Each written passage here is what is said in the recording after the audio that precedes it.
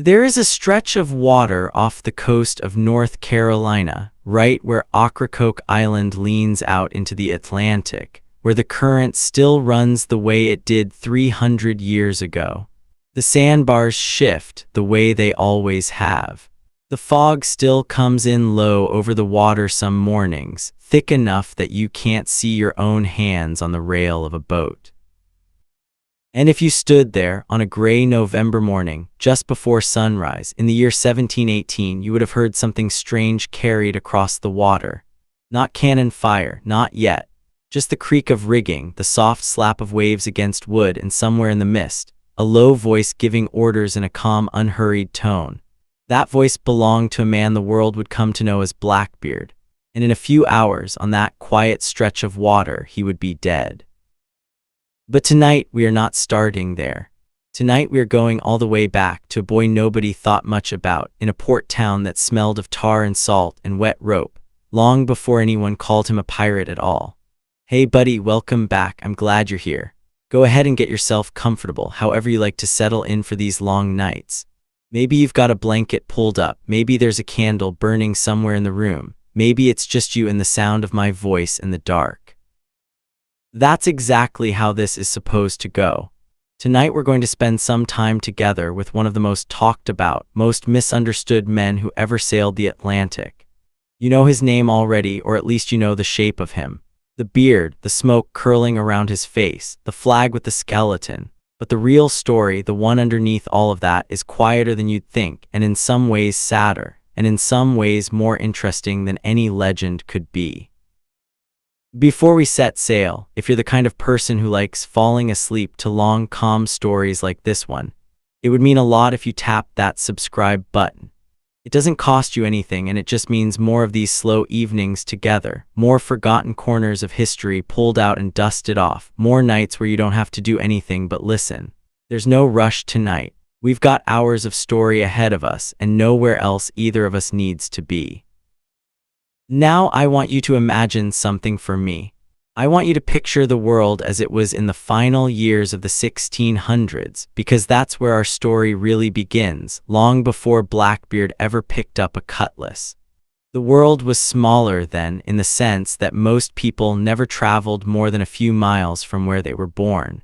But the ocean was starting to stitch it all together in ways it never had before. Ships were leaving European ports every week, loaded down with settlers, soldiers, sugar, silver, and dreams that mostly didn't come true. And in the port towns of England, in places like Bristol, there were boys growing up who could smell the ocean before they could read a word. We don't know, not with any real certainty, exactly which boy became Blackbeard. That's one of the strange, almost unsettling truths of this whole story. The man who would become one of the most famous human beings in the history of the Atlantic world left almost no trace of his early life behind. No birth record survives that historians can point to with total confidence. No portrait was painted of him while he lived. Everything we think we know about his childhood is really just careful guesswork, built from scraps from old town records, from the kind of historical detective work that takes patience and humility. And I think that's actually the right place to start tonight's story, sitting with that uncertainty for a moment, because it tells you something important about who got remembered in history and who didn't. Ordinary people, sailors, dockworkers, the sons of small merchants, they didn't leave paper trails. Only the powerful did that. And so our pirate begins his life as almost a ghost, and he'll end it, strangely enough, as one of the most documented deaths of his century. Let's go inside that world together now and see what we can find.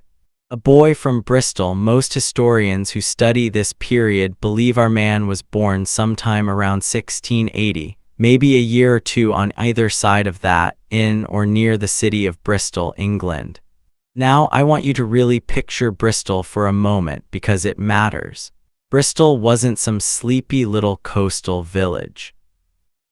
By the late 1600s, it was the second busiest port in all of England, behind only London itself.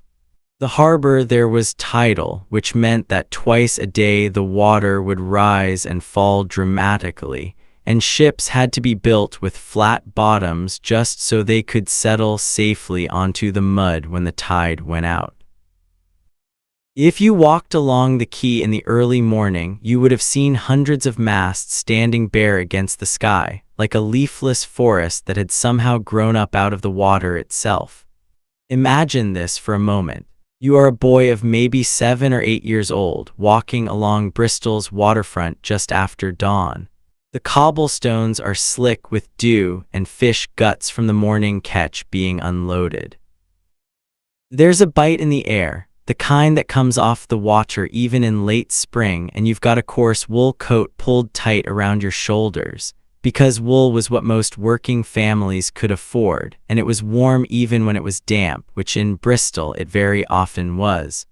Around you, the port is already fully awake. Dockworkers are hauling barrels of salted cod off a ship that's just come in from Newfoundland. Somewhere nearby, a cooper is hammering the hoops onto a new barrel, and the sound rings out sharp and rhythmic over the general noise of the harbor. The smell is the thing that would hit you first, though. Tar, used to seal the hulls and rigging of ships, has a heavy, almost sweet smell that clings to everything in a port town. Mixed with that is the salt smell of the harbor itself, and under it all, the sourness of fish that's been sitting out too long, and the faint smoke from cook fires being lit in the taverns that line the street, getting ready to serve breakfast to sailors who have been up all night. We don't know for certain what this particular boy's family did for a living, though the most common guess among historians is that his family had some connection to the sea, perhaps modest merchant trade, perhaps simply working-class dock life. Some later writers claimed his surname was Teach. Others wrote it as Thatch or Tash or even Tatch, and honestly, spelling in this era was such a loose and flexible thing that a single person's name might appear 3 or 4 different ways across different documents, even documents written by the same clerk in the same year. Literacy wasn't universal, and even educated men often spelled words the way they sounded rather than the way we'd expect today. So when we say his name might have been Edward Teach, we're already standing on somewhat uncertain ground, and that uncertainty is going to follow us through quite a bit of this story. What we can say with more confidence is what daily life would have looked like for a boy growing up in a port city like Bristol at that time. Most children of working families didn't have anything we'd recognize as a real childhood in the modern sense. There wasn't a long stretch of years set aside just for growing up and playing and learning. By the age of 10 or 11, many boys were already working in some capacity, running errands for merchants, helping haul rope and canvas, learning the names of knots and sails simply by being around ships constantly. If a boy showed any aptitude at all for the sea, and especially if his family had connections, however modest, to shipping or trade, it was almost expected that he'd eventually go to sea himself. This wasn't seen as some grand adventure. It was simply what boys from families like his did, the way a boy born to a farming family might expect to spend his life behind a plow. I want you to think for a moment about how different that is from how we raise children today. There was no long adolescence, no years of school stretching out before adulthood. A boy who might be sitting in a 5th grade classroom in our world would, in Bristol in the 1690s, likely already be climbing rigging on a merchant ship, learning to read the wind by the feel of it against his cheek, learning which knots held and which slipped, learning the particular language of the sea that took years to fully absorb. It's a strange thing to sit with, how much responsibility and how much danger was simply folded into ordinary childhood back then, without anyone remarking on it as unusual. The England our young sailor grew up in was also a nation constantly at war or bracing for the next one. Naval power was everything in this era.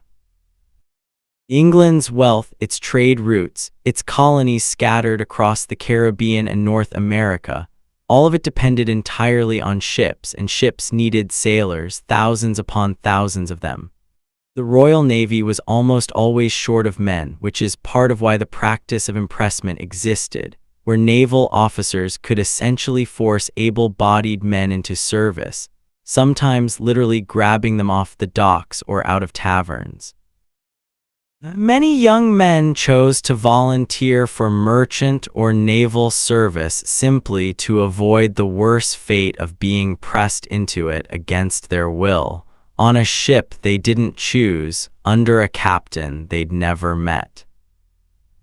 By most historical accounts, our young man likely first went to sea sometime in his teenage years, and there's reasonably strong evidence, or at least reasonable inference, that he served aboard English ships during Queen Anne's War, which was the North American front of a much larger European conflict historians now call the War of the Spanish Succession. This war ran from 1702 to 1713, and it was fought over who would sit on the throne of Spain after the last Spanish Habsburg king died without an heir. That might sound like a distant, dusty diplomatic squabble, and in some ways it was, but it also reshaped the entire Atlantic world, because England, France, and Spain all had colonies and trading interests scattered across the Americas and the Caribbean, and this war became a global contest fought on dozens of different fronts, including the open ocean. For a young sailor, this meant opportunity in a strange and dark sort of way. During wartime, governments would issue what were called letters of marque, official documents that gave private ship captains legal permission to attack and capture enemy vessels. A sailor operating under a letter of marque wasn't technically a pirate. He was called a privateer, and the distinction mattered enormously, at least on paper. A privateer's captures were legal. He could sell captured cargo, sometimes even the ship itself, and split the profits with his crew and his financial backers back home. It was dangerous work, but it paid far better than ordinary merchant sailing, and for a sharp, capable young man with a talent for the sea, it was a real path towards some measure of independence and wealth. Let's pause here for a moment, because I think it's worth sitting with something. The line between privateer and pirate was thinner than most people realize, and it was almost entirely a matter of paperwork and timing. A privateer during wartime was a patriot, celebrated, sometimes even knighted if he was successful enough and well-connected enough. The very same man doing the very same thing after a peace treaty was signed was suddenly a criminal, an outlaw, someone to be hunted down and hanged. Nothing about his actual behavior needed to change at all. Only the piece of paper in a drawer somewhere in London determined whether he was a hero or a villain. This is one of the quiet ironies sitting underneath the entire Golden Age of Piracy, and it's going to matter a great deal as our story continues, because in 1713, when the War of the Spanish Succession finally ended and the Treaty of Utrecht was signed, thousands of sailors who had spent years as legal privateers suddenly found themselves out of work, with no legal way to keep doing the only trade many of them knew.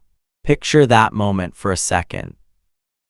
Imagine you've spent the last decade of your life at sea, hardened by salt water and gunpowder smoke, skilled at boarding enemy ships, skilled at navigation and combat and command, and then suddenly peace breaks out and none of that is needed anymore.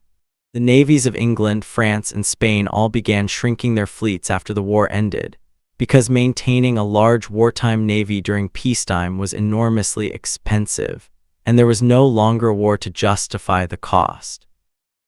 Sailors were let go by the thousands. Merchant shipping, meanwhile, hadn't grown fast enough to absorb all these newly unemployed men. Wages for ordinary sailors dropped. Conditions on merchant ships, which had never been comfortable to begin with, grew even harsher as captains and ship owners tried to cut costs wherever they could. So here is the quiet, unglamorous truth sitting underneath the whole romantic legend of piracy's golden age. It wasn't born out of some sudden outbreak of greed or cruelty. It was born, in large part, out of an economic crisis.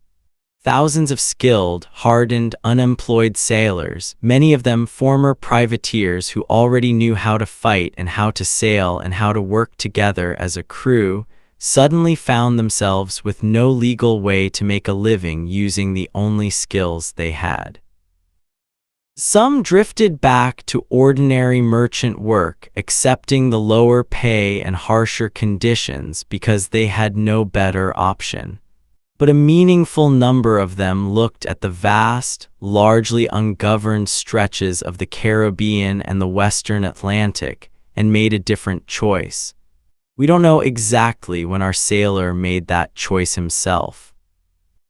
The historical record goes quiet on him for years at a time during this early period, which is frustrating if you're the kind of person who likes a clean, well-documented story, but it's also, in its own way, a little bit true to life. Most lives, even remarkable ones, spend long stretches simply existing without leaving much of a mark on the historical record. It's only later, once he attaches himself to a particular ship and a particular captain, that our young sailor finally starts to come into focus in the documents that survive. And that's where we're headed next, into the waters around a place called New Providence in the Bahamas, a place that was, for a brief handful of years, something the world had genuinely never seen before and would arguably never see again. Let's sit with the picture we've built so far for just a moment longer before we move on. A boy from a busy, smoky, salt-smelling port city. A childhood cut short by the ordinary expectations of his time and place. A young man shaped by years of hard sailing and eventually the legal violence of privateering during wartime. And now, a moment of crisis, peace breaking out and taking his livelihood with it. It's a very human beginning to what would become an extraordinary and, in the end, quite short life. Let's go inside the next chapter of this story now and travel south into warmer water toward an island that pirates themselves would come to call their own. The war that shaped him. Before we sail south to Nassau, I want to spend a bit more time inside Queen Anne's War itself, because those years likely did more to shape our young sailor's eventual character than almost anything else in his early life, and the war itself deserves a fuller picture than the brief mention we gave it earlier. Imagine for a moment what it might have actually felt like to serve as a young privateer during this conflict, sailing under a captain who held a legal letter of marque, hunting French and Spanish shipping across the Western Atlantic and the Caribbean. Unlike the Royal Navy, where discipline was rigid and largely one-directional, flowing down from officers who had often purchased or been granted their commissions through social connection rather than pure merit, privateering vessels tended to operate with a bit more flexibility, since captains needed to keep their crews motivated through the promise of shared plunder rather than simply through the threat of the lash. This meant that even as a very young sailor, our future pirate captain would have been operating in an environment that already emphasized negotiation, shared risk, and a kind of practical, results-oriented leadership quite different from the rigid formal hierarchy of the regular Navy. Picture a typical privateering cruise during these years.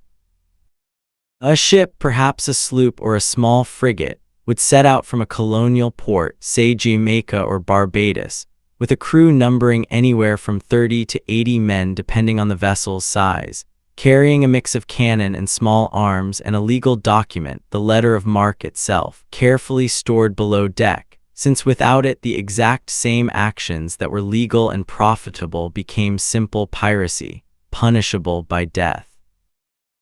The crew would spend weeks, sometimes months, patrolling known shipping lanes, watching the horizon constantly for the telltale shape of a merchant vessel's sails, learning to distinguish at a great distance between a heavily armed target not worth the risk and a lightly defended prize worth pursuing. When a target was spotted, the actual pursuit could stretch on for hours, sometimes an entire day, as the privateering vessel worked to close the distance, adjusting sails constantly to catch every available advantage of wind, while the pursued merchant ship did everything possible to escape, sometimes throwing cargo overboard to lighten the ship and increase its speed, a desperate measure that meant financial ruin for the ship's owners, even if the vessel itself escaped capture. This kind of extended, patient pursuit, requiring real skill in reading wind and current, would have taught a sharp young sailor an enormous amount about ship handling and tactical patience, lessons that would serve him well in his later pirate career, where many of his own most successful captures depended on exactly this kind of careful, calculated approach rather than reckless aggression. Combat itself, when it did occur, was typically brief and devastating rather than prolonged. Cannon fire exchanged at close range for a matter of minutes before one side struck its colors in surrender, since prolonged battles risked sinking the very prize both sides were fighting over, and no privateer captain wanted to destroy the valuable cargo he was hoping to capture intact. This early exposure to the practical logic of naval combat, the understanding that overwhelming force, correctly threatened, could often achieve surrender without the need for actual prolonged fighting, mirrors almost exactly the strategic approach our captain would later become famous for as Blackbeard, suggesting that his later theatrical persona wasn't some sudden invention, but rather a deliberate refinement of lessons about naval psychology that he'd first absorbed as a young man during the legitimate violence of wartime privateering. Life during these years also would have exposed him to genuine physical danger and real loss in ways that shaped him permanently, even if we have no specific surviving record of exactly what battles he personally fought or what losses he personally witnessed. Privateering during this era carried real mortality from combat itself, from the diseases that spread easily aboard crowded ships, from the simple accidents of shipboard life, falls from rigging, crushed limbs during storms, infections from untreated wounds. Any young man who spent years in this environment would have witnessed death repeatedly, sometimes violent and sudden, sometimes slow and lingering, and would have developed, out of simple necessity, a kind of hardened emotional distance that allowed him to continue functioning despite this constant proximity to mortality. When the Treaty of Utrecht finally brought Queen Anne's War to its close in 1713, our young privateer, now a hardened, experienced sailor probably somewhere in his early 30s, found himself facing the same crisis as thousands of others in his position. A peacetime world with no legal outlet for the specific, hard-won skills he had spent the better part of a decade developing. It's worth sitting with the genuine unfairness embedded in this moment from his own likely perspective at the time. He hadn't done anything different in 1713 than he had done in 1712. The exact same skills that had made him a valued, legally sanctioned privateer one year made him, quite suddenly, an unemployed and largely unemployable sailor the next, through no fault or change of his own, simply because a treaty had been signed in a palace thousands of miles away, by men who had never once set foot on the kind of ship he called home. This is the specific, personal crossroads that eventually led him toward Nassau, and toward the informal pirate community gathering there. Let's return now to that story and watch as our hardened, skilled, suddenly unemployed privateer finds his way into an entirely new kind of life, one built on the very same skills the legitimate world had just decided it no longer had any use for. The Republic of Pirates. I want you to imagine sailing south now, away from the gray chop of the English Channel, away from the cold fogs of the North Atlantic, down into water so clear and so warm that you could look over the side of a ship and watch the shadow of a sea turtle gliding 20 feet below the surface. This is the Bahamas, a scattering of low, sandy islands surrounded by shallow banks and coral reefs. And in the early years of the 1700s, it was one of the strangest and most lawless places in the entire Atlantic world. The main settlement was a town called Nassau on the island of New Providence. Nassau had actually been a proper English colonial town once, with a small fort and a governor, and the beginnings of an economy built on salt raking and modest trade. But during the long years of Queen Anne's War, Nassau had been attacked, burned, and largely abandoned by official English authority. The fort fell into disrepair.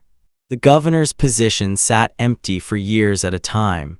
And into that vacuum of authority drifted exactly the kind of men we were just talking about, the unemployed former privateers with nowhere else to go and nothing left to lose. Let's go inside Nassau for a moment, as it might have looked around 1716 or 1717, right around the time our young sailor is believed to have arrived there. Picture a harbor crowded with ships of every size and origin, some flying no flag at all, their hulls scarred and patched from years of hard use. Along the shoreline there were no proper buildings in the way you'd imagine a colonial town, no neat rows of brick houses with glass windows.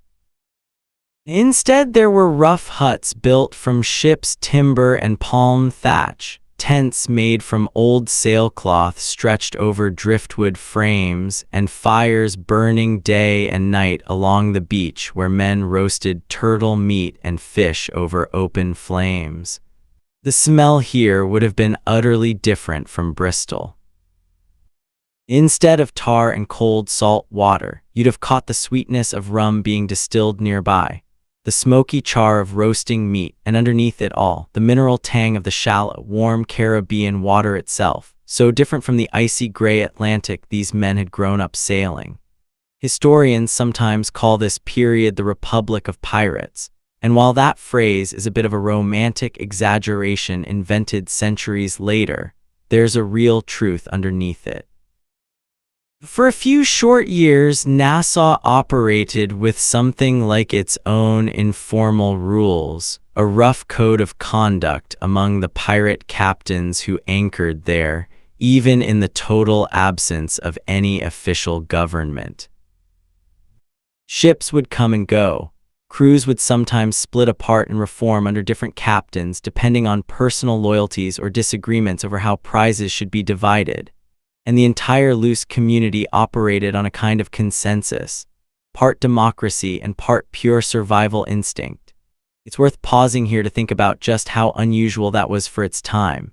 In the wider world of the early 1700s, almost every system of authority was built on strict hierarchy. Kings ruled by divine right. Ship captains in the Royal Navy held nearly absolute power over their crews, with the authority to flog a sailor bloody for the smallest infraction. But aboard many pirate ships and within the loose community at Nassau, authority worked differently. Many pirate crews actually elected their captains and could vote to remove a captain who proved cowardly, cruel beyond reason, or simply incompetent. The plunder was often divided according to a written or verbally agreed code, with the captain and quartermaster receiving a slightly larger share, but ordinary crew members receiving a real and meaningful portion too, rather than the fixed, meager wages of a merchant sailor. Some pirate crews even had early versions of what we might recognize as workers' compensation, additional shares of plunder set aside for a man who lost an eye or a hand or a leg in battle, an idea that had almost no equivalent anywhere else in the world at that time. I don't want to romanticize this too much, because life in Nassau and aboard a pirate ship was still brutal, still violent, still built on theft and often real cruelty toward the men and women who found themselves on the receiving end of a pirate attack. But it's worth sitting with the fact that this strange, sandy, lawless town represented, in its own rough way, one of the more genuinely democratic communities anywhere in the Atlantic world at that time, born not out of some grand political philosophy, but simply out of necessity, out of a group of men who had been failed and discarded by the formal systems of empire, and who built something different for themselves in the vacuum that was left behind. It was here, in this world of driftwood huts and elected captains and rum distilled in whatever containers could be found, that our young sailor's story finally starts to come into sharper focus, because it's here that he is believed to have joined the crew of a man named Benjamin Hornigold. Hornigold was already an established figure in Nassau's pirate community by this point, one of the founding captains of this loose, informal pirate republic. He commanded a small fleet of vessels, and he had a reputation interesting for a pirate for a certain amount of restraint. Some accounts suggest Hornigold refused to attack English ships specifically, preferring to target Spanish and French vessels instead, perhaps out of some lingering sense of loyalty to England, or perhaps simply out of practical calculation about which targets would draw less determined pursuit. It was aboard one of Hornigold's ships sometime around 1716 that the man history would come to know as Blackbeard is first mentioned in any surviving document, and even then, only briefly, as one capable and trusted member of Hornigold's growing crew. I want you to imagine what those early months under Hornigold's command might have actually felt like, day to day, because this is exactly the kind of ordinary, textured detail that most retellings of this story skip right past in their rush to get to the dramatic parts. Life aboard a small pirate sloop in the Caribbean followed its own steady rhythm, regardless of the violence that occasionally punctuated it. Most days involved simply sailing, watching the horizon, adjusting sails according to the wind, and the endless maintenance that any wooden ship demanded constantly. Ropes frayed and needed splicing. Sails tore and needed patching with needle and heavy thread, a task that fell to whichever crew member had the steadiest hands and the most patience. The hull needed regular careening, which meant deliberately tipping the ship onto its side in shallow water, so the crew could scrape away the barnacles and sea worms that would otherwise slowly eat away at the wood and drag down the ship's speed. Food aboard these ships was simple and often monotonous. Salted meat, usually pork or beef, packed in barrels with brine to preserve it for long stretches at sea, though it would often turn rancid and had to be boiled repeatedly just to make it edible. The ship's biscuit, a hard, dry bread made without much fat so that it would keep for months without spoiling, though it was also notorious for attracting weevils, small beetles that would burrow into the biscuit, and sailors developed the habit of tapping their biscuit against the table before eating, just to knock any weevils loose. When they could get it, crews supplemented this grim diet with fresh fish caught over the side, turtle meat when they came across the great sea turtles that were far more abundant in these waters than the now, and fruit and fresh water whenever they put in at a friendly island. Rum, of course, was a near constant presence, watered down for daily rationing, but available in far greater quantities during celebrations after a successful capture. Discipline aboard a pirate ship, contrary to a lot of modern imagination, wasn't simply chaos and drunken violence all the time. Many crews operated under a written set of articles, rules that every man aboard would sign or make his mark on before a voyage began. These articles typically covered things like how plunder would be divided, what would happen to a man who deserted his post during battle, rules against fighting among crew members, sometimes even rules about gambling or about bringing women aboard, and specific compensation for injuries suffered in combat. Breaking these articles could result in punishment ranging from a reduced share of plunder to marooning on some deserted stretch of coastline with nothing but a small amount of water and powder, a fate that was, in its own quiet way, often a slower and crueler death sentence than simply being killed outright. It's within this world, structured by its own strange internal logic, violent but not simply chaotic, that our sailor spent his apprenticeship, learning not just how to fight and sail, but how to lead, how to read the mood of a crew, how to project the kind of calm confidence that made other hardened, dangerous men willing to follow him. By most accounts, he proved himself skilled and capable enough during his time under Hornigold that he was eventually given command of his own vessel, a sloop that Hornigold had captured and decided to hand over to his trusted subordinate, rather than keep for himself. This is a meaningful moment to pause on, because it tells us something real about the man underneath the eventual legend. He wasn't simply a wild, uncontrolled figure who stumbled into notoriety. He was, by the assessment of an already established and reasonably successful pirate captain, someone worth trusting with real responsibility, someone capable of commanding a ship and a crew of his own.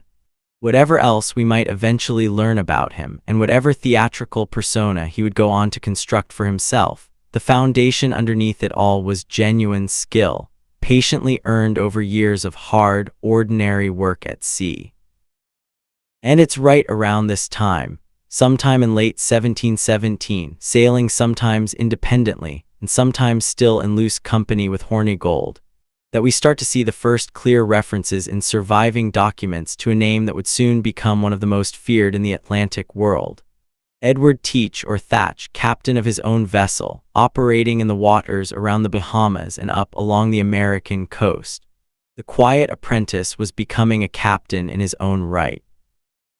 But the story of how he became something far larger than an ordinary pirate captain, how he became Blackbeard, the legend, starts with a single, fateful encounter off the coast of the island of Martinique, with a heavily armed French merchant ship called La Concorde. Let's go there next and watch as an ordinary pirate sloop is transformed into one of the most infamous warships ever to sail under a black flag. An evening in Nassau before we move on to the ship that would make our captain famous. I want to slow down and spend a little more time in Nassau itself, because I think it's worth really dwelling in that place for a while. It was such a strange, brief, singular little world, and it deserves more than a passing glance before we leave it behind for good. Let's go inside one of Nassau's makeshift taverns on an ordinary evening, sometime around 1717. Calling it a tavern is a bit generous, honestly. Most of these establishments were little more than large tents or roughly built shacks, thrown together from salvaged ships' timber and old sailcloth, with a dirt floor packed hard by the constant traffic of boots.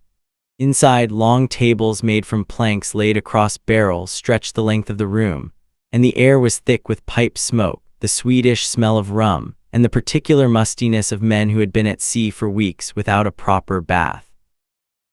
Lanterns fueled by whale oil or whatever fat could be rendered locally cast a low, flickering orange light across the room, leaving the corners in deep shadow. Imagine sitting at one of those long tables for a moment. Around you, men from a dozen different backgrounds sit shoulder to shoulder. English sailors who deserted merchant crews, French privateers left unemployed by the same peace treaty that had displaced our own captain, and formerly enslaved men who had found, in this lawless corner of the world, something closer to genuine freedom and equal standing than almost anywhere else available to them in the Atlantic world at that time. Historians estimate that black sailors made up a meaningful portion of many pirate crews during this era, sometimes as much as a quarter or even a third of a given ship's company. And while we shouldn't romanticize this too heavily, since plenty of racism and inequality persisted even within pirate communities, it remains a genuinely striking historical fact that a black sailor aboard some pirate vessels could rise to a position of real trust and responsibility. Share equally in plunder according to the ship's articles, and even hold a vote in decisions about the ship's leadership, none of which was available to him almost anywhere else in the colonial world of this period. The food served in these Nassau taverns tended to be simple and heavy on whatever could be caught locally. Now, turtle stew was a genuine staple, since the warm, shallow waters around the Bahamas were thick with sea turtles at this point in history, long before centuries of hunting would drastically reduce their numbers. A big iron pot would simmer over an open fire for hours, turtle meat slow cooked with whatever root vegetables or salted provisions happened to be on hand, and served in wooden bowls to anyone who could pay, or sometimes simply to anyone who was there, since the loose, communal ethic of this pirate community extended, at least sometimes, to sharing food freely among men who considered themselves part of the same rough brotherhood. Rum, of course, flowed constantly, and it's worth understanding just how central rum actually was to this entire culture, beyond simple recreational drinking. Rum was currency in Nassau in a very literal sense. It was used to pay debts, to settle disputes, to seal informal agreements between captains regarding the division of future plunder. A man's standing in this community could be measured, in part, by how much rum he could afford to buy for others, a rough kind of hospitality economy that mattered enormously in a place with no banks, no formal currency reliably accepted by everyone, and no official government to enforce contracts of any other kind. Gambling was a near constant presence too, cards and dice games running late into the night, though many ships' articles specifically restricted gambling debts from being settled aboard the ship itself, precisely because arguments over gambling losses had a nasty tendency to escalate into violence among men who needed to trust each other completely once they were back out at sea. Music drifted between the different tents and shacks most evenings. A fiddle here, someone singing an old ballad from home there, homesick songs about English villages and Irish coastlines that felt impossibly far away from this hot, sandy, lawless little settlement. And underneath all of this rough conviviality, there was a genuine, functioning social structure, informal but real. The captains held councils with each other to discuss shared concerns, sometimes concerning rumors of an approaching naval patrol, sometimes concerning disputes between different crews over territory or captured prizes. There was, for a brief period, something almost like a governing council among Nassau's most established captains. Men like Benjamin Hornigold, Charles Vane, and eventually our own captain as his reputation grew, working out informal agreements about how this strange little pirate republic would actually function day to day. It's worth remembering, though, that this entire world was built on genuinely unstable foundations, and everyone living in it likely understood this on some level. Nassau had no legal standing whatsoever. The British Crown considered every single person living there a criminal, subject to arrest and execution the moment any significant naval force arrived to actually enforce the law. This gave the entire settlement a strange, temporary quality, a place built by men who understood, even in their most celebratory moments, that this couldn't possibly last. And indeed, it didn't. By the summer of 1718, a newly appointed royal governor named Woodes Rogers arrived in Nassau with a substantial naval force and a fresh round of the king's pardon in hand, and the loose pirate republic that had briefly flourished there began to dissolve, some pirates accepting pardons and attempting to go straight, others simply scattering to continue their trade elsewhere, in waters not yet so closely watched. By this point, though, our own captain had already left Nassau behind, sailing his own growing fleet northward and westward in search of richer targets, carrying with him whatever lessons he'd absorbed during those months among Nassau's rough, temporary, strangely democratic community of outcasts. Let's follow him now back out onto the open water toward the encounter that would give him the ship, and eventually the legend that history would remember him by.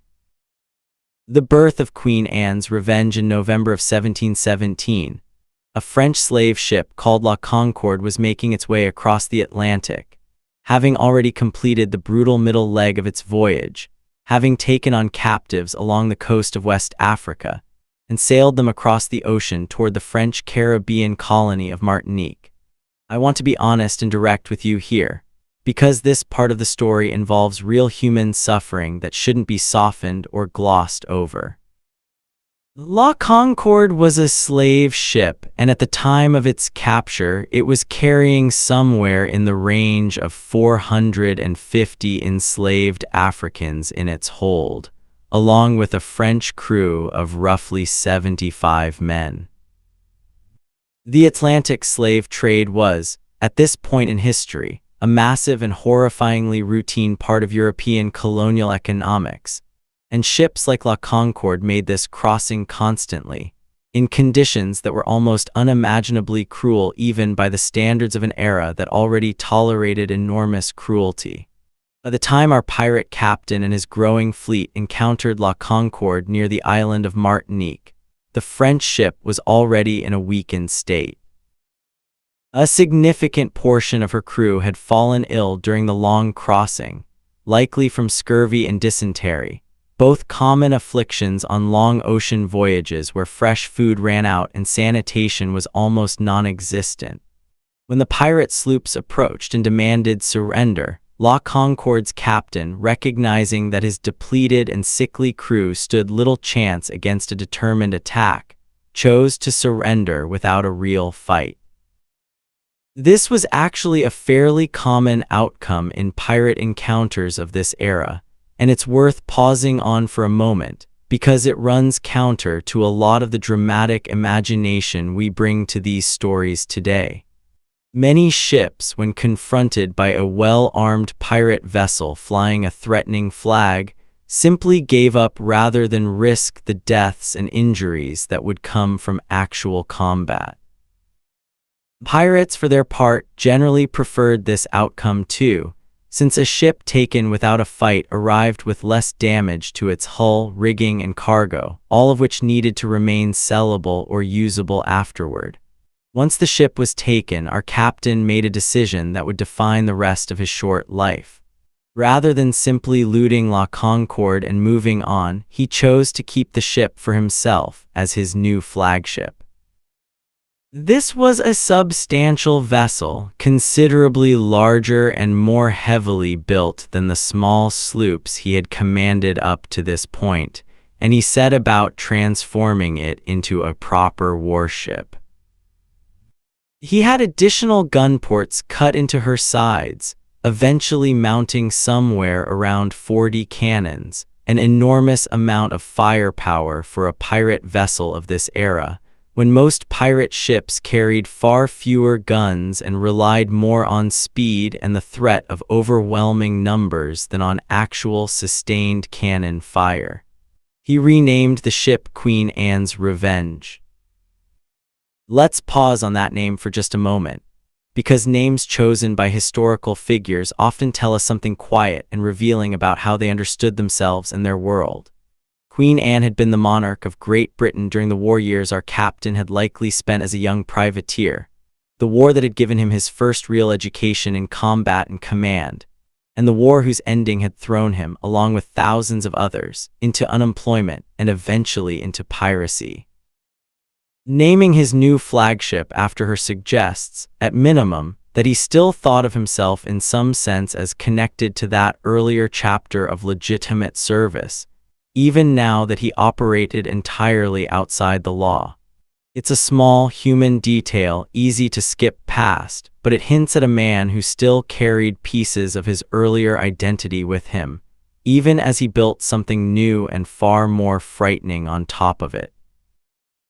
As for the enslaved Africans who had been aboard La Concorde at the time of her capture, the historical record here is genuinely difficult and requires us to sit with some uncomfortable truths rather than looking away from them. Roughly 200 or so of those enslaved individuals appear to have remained enslaved, transferred onto a smaller vessel that the pirates gave to La Concorde's original French captain in exchange for the larger ship, while the rest remained under the control of the pirate fleet in various capacities. This is an important and often uncomfortable corrective to a certain romantic image of pirates as somehow existing entirely outside the racial and economic systems of their era. While it's true that some pirate crews of this period did include black sailors who had escaped slavery, and who sometimes held genuine positions of respect and even authority within a ship's crew, operating under something closer to equal status than almost anywhere else in the Atlantic world at that time, it's equally true that other enslaved individuals encountered by pirates were simply treated as cargo, bought, sold, or kept as property, no differently than any other looted commodity. Piracy in this era existed within the world as it actually was, brutal and often deeply racist, rather than somehow floating entirely outside of it, and a full, honest telling of this history has to hold both of those truths at the same time. With his new flagship refitted and renamed, our captain now commanded a small fleet, Queen Anne's Revenge as his primary vessel, along with several smaller sloops that sailed in loose coordination with her, crewed by several hundred men total across the fleet. And it's around this time, in the early months of 1718, that the physical transformation begins as well, the transformation from an ordinary, if skilled, pirate captain into the deliberately terrifying figure that history would remember as Blackbeard. I want you to really sit with this part of the story, because it's one of the most genuinely fascinating aspects of the entire tale, and it's often flattened into simple, cartoonish villainy in the retelling. What our captain did in the months following his acquisition of Queen Anne's Revenge was essentially construct a persona, deliberately and with real theatrical intelligence, designed to achieve a very specific practical goal. He understood, with a clarity that suggests real strategic thinking, that the most efficient pirate captures were the ones that never required actual violence at all. A ship's crew that surrendered immediately out of pure terror meant no damage to cargo, no deaths among his own men, no wasted powder and shot, and no risk of the encounter dragging out long enough for a naval patrol to be alerted. And so he set about making himself into the single most terrifying figure any sailor in the Atlantic world could possibly imagine encountering. He let his beard grow long, thick, and completely untrimmed, an unusual choice for the era, since most men of this time, even sailors, tended to keep their facial hair reasonably trimmed if they had any at all, both for practical hygiene reasons and simply as a matter of ordinary grooming custom. His beard grew wild, black, and reportedly grew nearly up to his eyes, giving him an almost inhuman appearance even before he added any further theatrical touches. And theatrical touches he most certainly added. According to the most widely repeated account, drawn from a book published not long after his death called A General History of the Pirates, he took to braiding his beard into small pigtails, sometimes tying them off with colorful ribbons, and before going into battle, he would reportedly place slow-burning hemp cord, the kind normally used to light cannon fuses, up under the brim of his hat, letting it smolder there so that thick smoke would curl up and around his face throughout an entire engagement. Wreathing his head in something that must have looked, in the chaos and gunsmoke of a ship-to-ship confrontation, almost demonic. Let's really imagine this for a moment, because I think it's worth slowing down and picturing the scene properly, the way a sailor aboard some ordinary merchant vessel might have actually experienced it.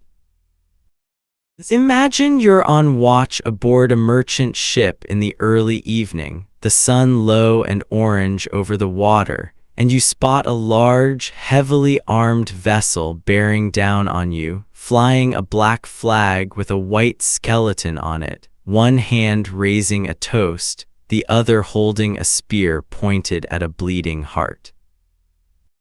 As the ship closes the distance, you begin to make out a figure standing at the rail, enormously tall by the standards of the era, his face almost entirely obscured by a wild black beard braided into little tails, and rising up from beneath his hat, thick coils of smoke curling around his head like something out of a nightmare.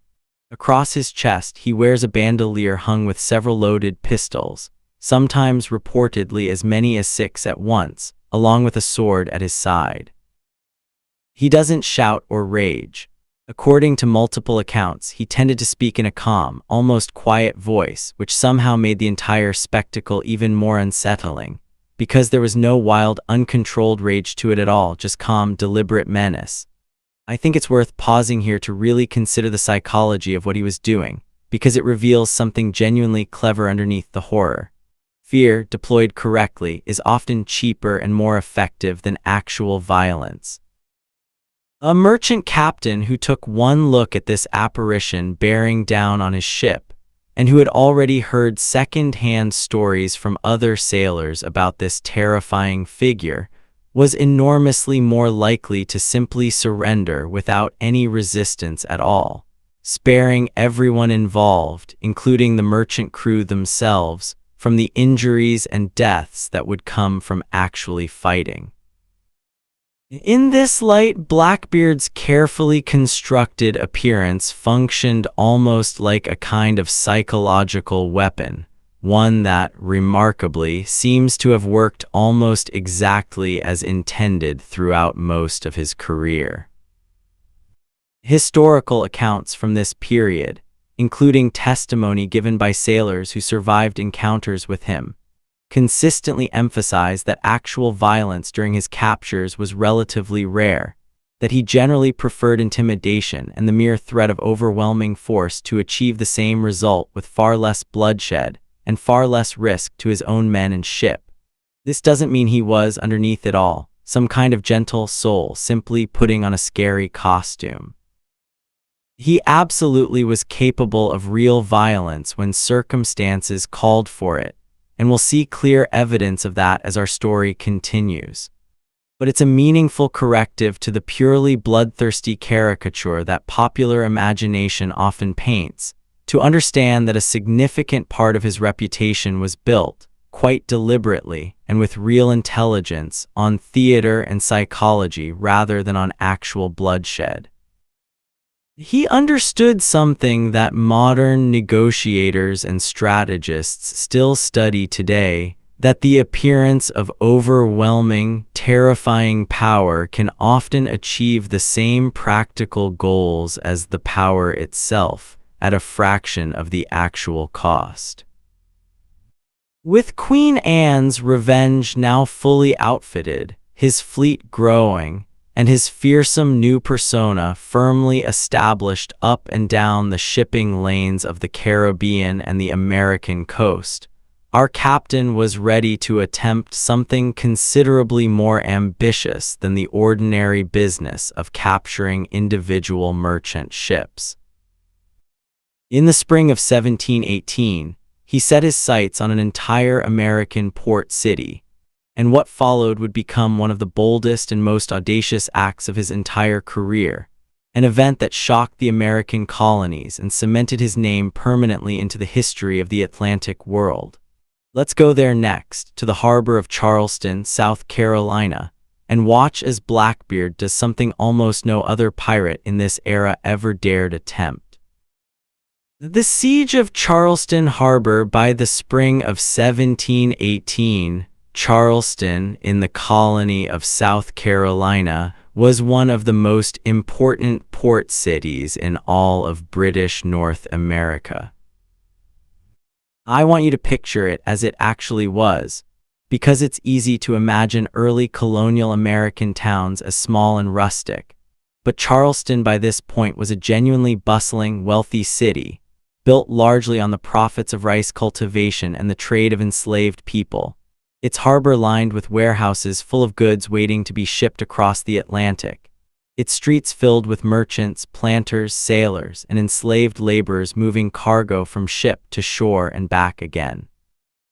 The wealth flowing through Charleston's harbor made it an obvious target, but it also meant it was defended, at least somewhat, and no pirate captain in living memory had ever been bold enough to attempt what our captain was about to attempt. In late May of 1718, Blackbeard brought his fleet, now numbering 4 ships including the massive Queen Anne's Revenge and somewhere around 300 or more men, directly to the mouth of Charleston Harbor and simply blockaded it. Let's sit with how extraordinary this actually was.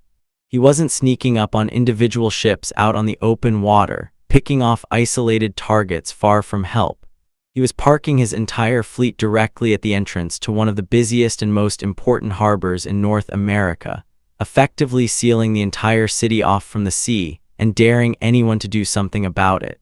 Imagine what this must have felt like from inside the city itself. Word would have spread through Charleston within hours, carried by fishermen and dockhands who'd spotted the strange fleet gathering just offshore. Merchants who had ships due to arrive or depart would have felt a very real and immediate financial panic, since every day the blockade continued meant more losses, more spoiled cargo, more contracts that couldn't be fulfilled. And ordinary residents of the city, going about their daily business, buying bread at the market, hauling water, tending to their households, would have carried with them a low, persistent hum of fear. The knowledge that a fleet of pirates commanded by the most feared man in the Atlantic world sat just beyond the harbor mouth, close enough to see, and that nobody in the city had any real power to make them leave. Over the course of about a week, Blackbeard's ships captured somewhere between 5 and 9 vessels attempting to enter or leave Charleston Harbor, taking their cargo, their supplies, and in several cases, holding passengers and crew members as hostages aboard his ships. One of these captured vessels was carrying a delegation of prominent South Carolina colonists, including a man named Samuel Bragg, who was traveling on colony business. And this particular capture gave Blackbeard exactly the kind of leverage he needed for what came next.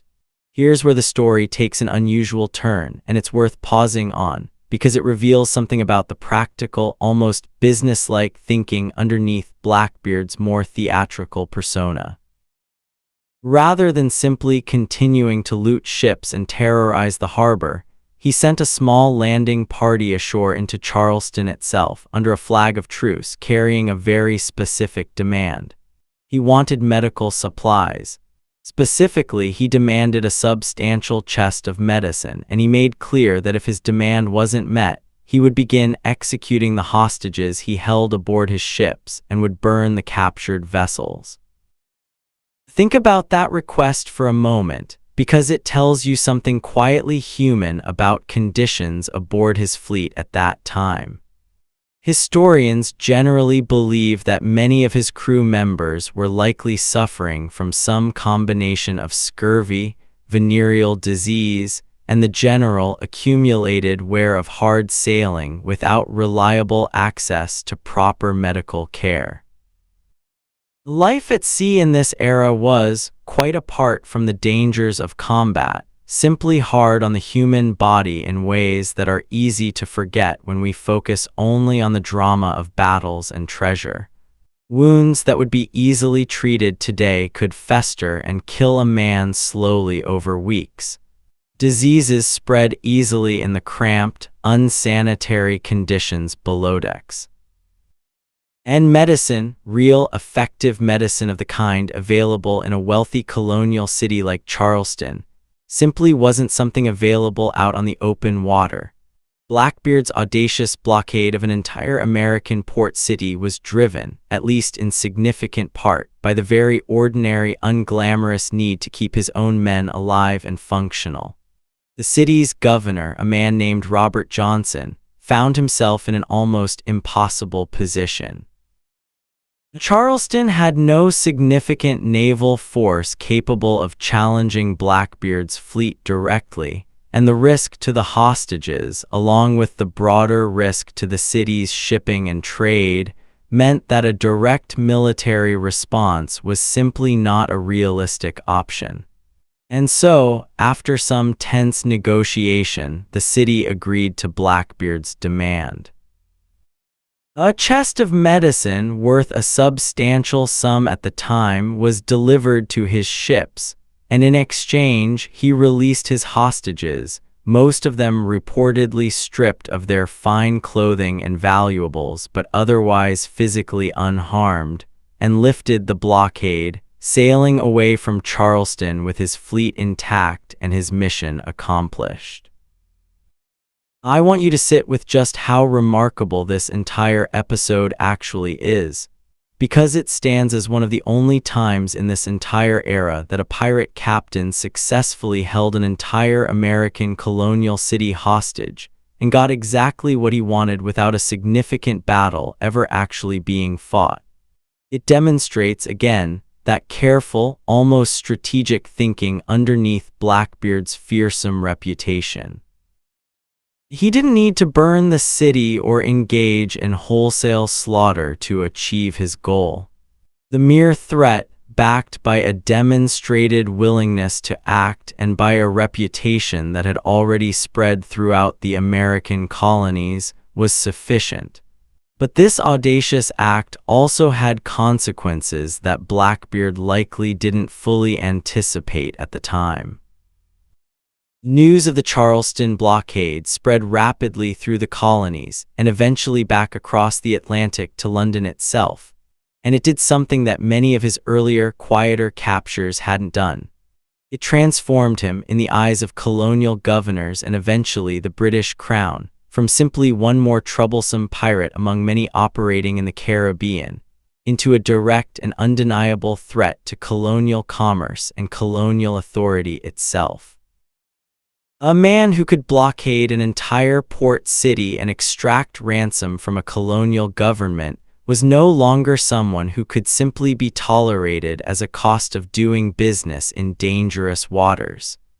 He had become, whether he fully understood it in the moment or not, a marked man, someone that colonial authorities would now feel genuine, urgent pressure to hunt down and eliminate.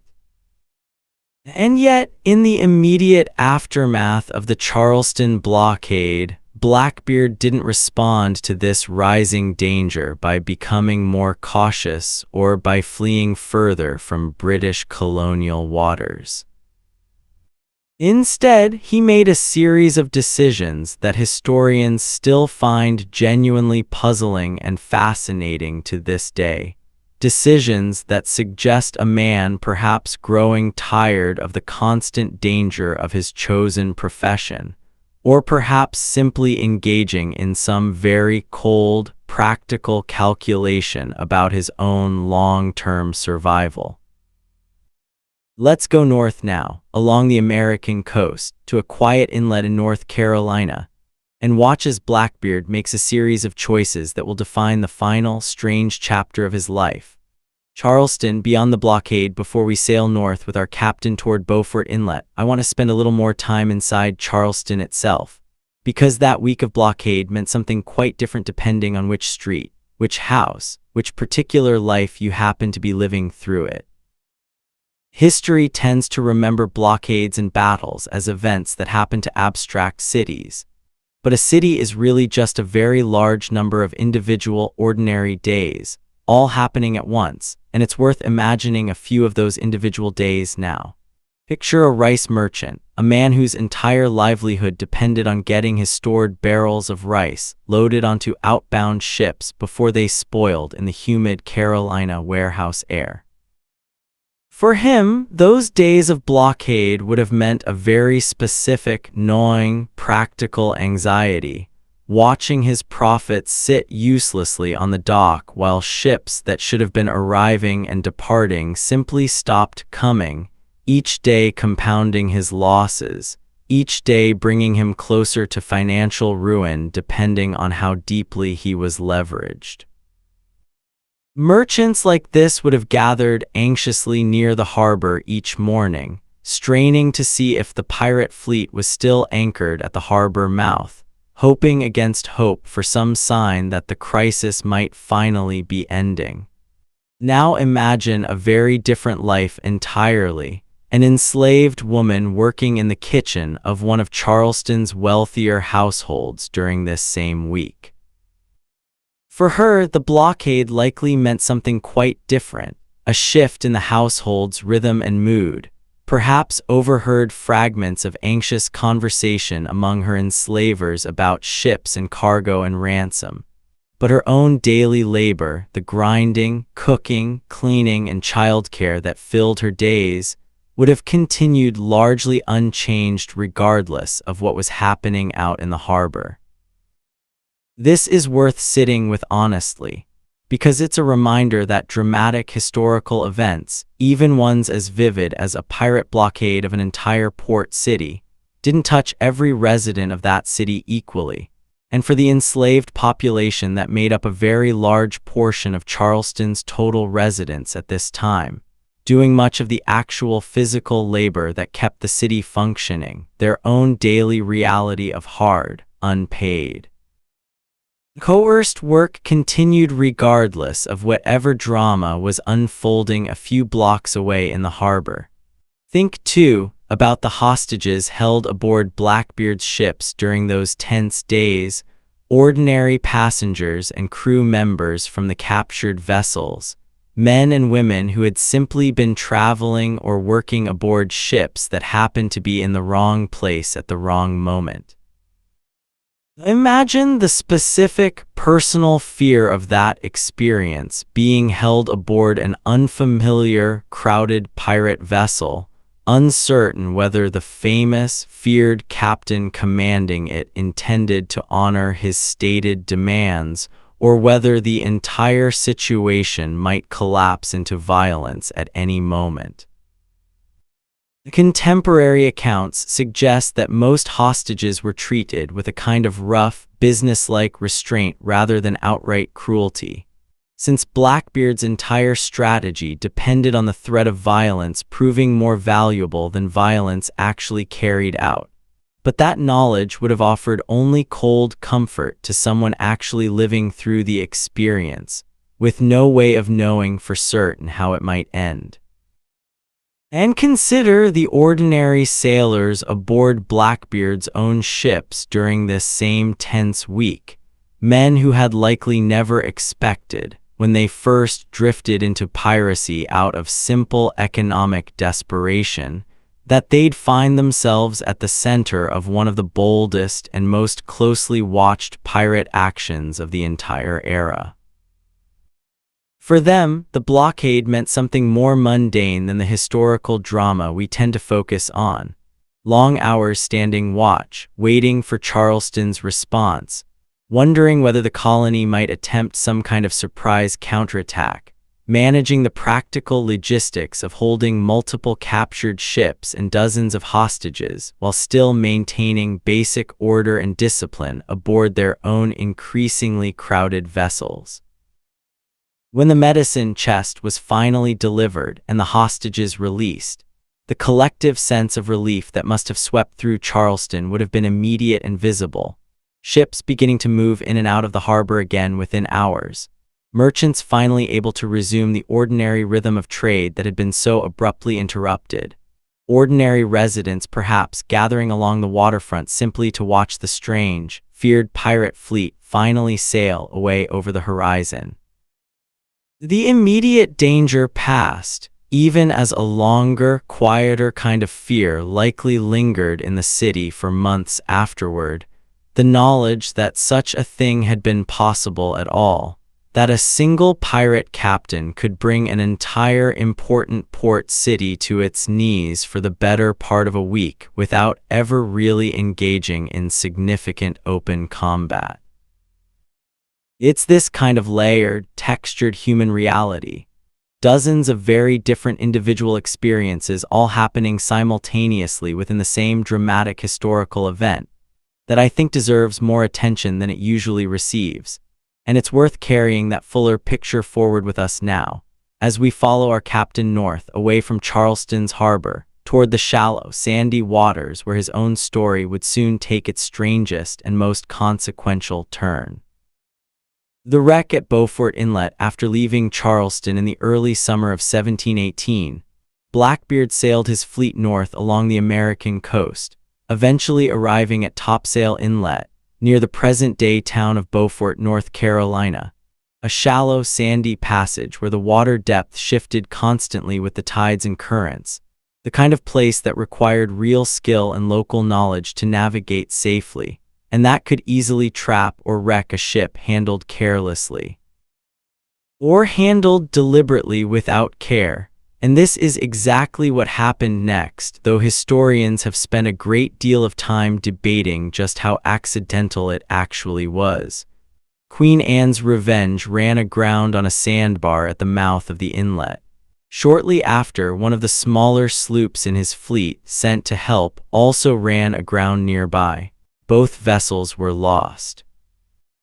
Now on the surface, this looks like simple bad luck. The kind of navigational accident that happened with some regularity in an era when charts of the American coastline were often incomplete or inaccurate, and when local sandbars shifted constantly with storms and tides. But when you look closely at what happened immediately afterward, a different and more calculating picture starts to emerge, one that many historians now believe is closer to the truth. Let's walk through what actually happened in the hours and days following the grounding. Blackbeard had by this point a fleet and crew that had grown quite large, several hundred men spread across multiple vessels, all of whom were entitled to a share of whatever plunder the fleet had accumulated.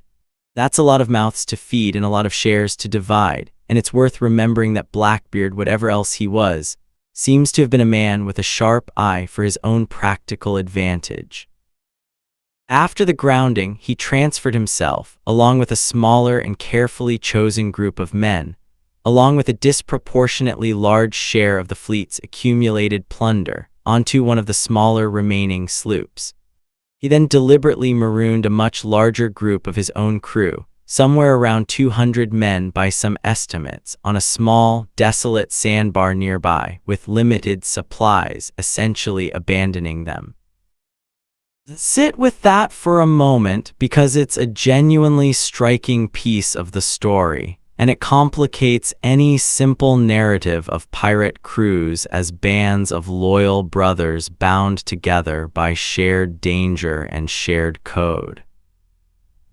If the leading theory here is correct, and many historians do believe it is, Blackbeard essentially engineered the loss of his own flagship, or at minimum used its accidental loss as convenient cover, specifically so that he could reduce the size of his crew, and therefore increase his own personal share of the accumulated wealth, while abandoning the majority of the men who had sailed and fought under him for the better part of a year. It's a cold, calculating act, one that sits uneasily alongside the more romantic image of pirate camaraderie, and it suggests a man who, by this point in his career, may have been thinking less about building a long-term pirate empire and more about securing his own individual future. Some of the marooned men were eventually rescued. Some managed to make their own way to shore or to nearby settlements, and a portion of them were later captured by colonial authorities and put on trial, several ultimately being executed for piracy in Virginia. Meanwhile, Blackbeard, along with his smaller, hand-picked crew and a much larger personal share of plunder than he would otherwise have been entitled to, sailed onward, now commanding a considerably smaller and lower-profile operation than the intimidating fleet that had blockaded Charleston just weeks earlier. It's around this time that Blackbeard made a decision that, on its surface, seems like a genuine turn toward a different kind of life altogether. In June of 1718, he sailed to Bath, a small colonial town in North Carolina, the colony's capital at the time, though calling it a capital gives a somewhat grander impression than the reality, since Bath was a modest settlement of perhaps a few dozen buildings, sitting quietly along the Pamlico River.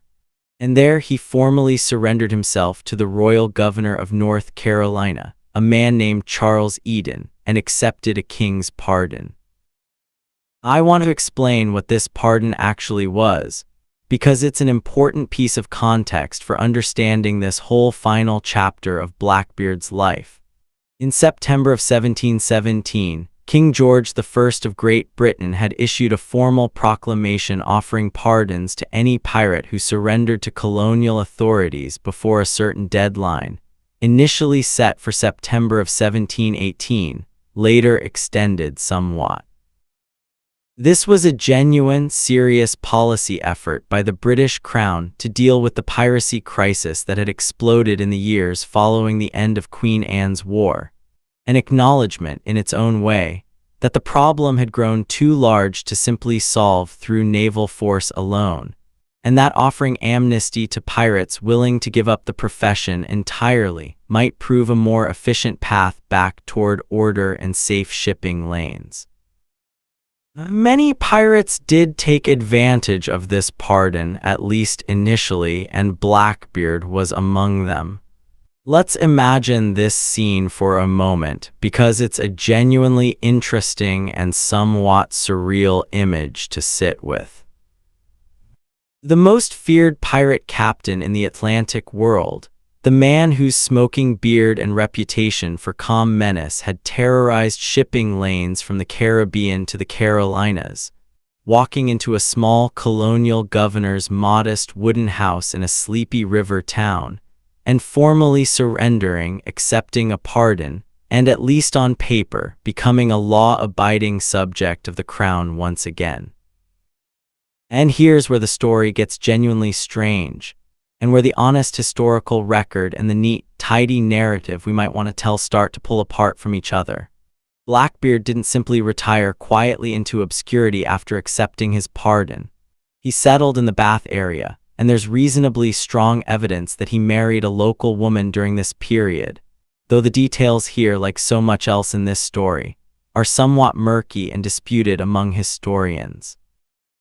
Some accounts suggest this was his 14th marriage, a claim that appears in the earliest published accounts of his life, but that modern historians treat with real skepticism, since it seems almost impossibly excessive even by the loose standards of common law marriages at sea and in port towns during this era, where formal marriage records weren't always kept, and where sailors sometimes had informal relationships in multiple ports without any of it being properly documented. Whatever the exact truth of his marital history, it does appear that he attempted, at least for a brief period, to build something resembling an ordinary domestic life in Bath. But old habits and old relationships apparently proved difficult to fully abandon. Even while nominally retired and pardoned, Blackbeard appears to have maintained contact with his former pirate associates, and there's compelling evidence, including testimony gathered during later legal proceedings, that Governor Eden himself may have been complicit in allowing Blackbeard to continue engaging in at least some piracy or piracy-adjacent activity during this period, possibly in exchange for a share of the profits. Colonial governors in this era were often poorly paid by the crown and were sometimes willing to look the other way, or worse, actively participate in illicit profit-sharing arrangements with pirates and smugglers operating along their coasts, provided it didn't create too much obvious trouble. Let's imagine what daily life might actually have looked like for Blackbeard during this strange, in-between period, because it's one of the more genuinely human and underexplored chapters of his story. Bath was a quiet town, its streets unpaved, its houses simple wooden structures with small gardens, its economy built around the modest trade of tobacco, timber, and naval stores moving down the Pamlico River toward the sea.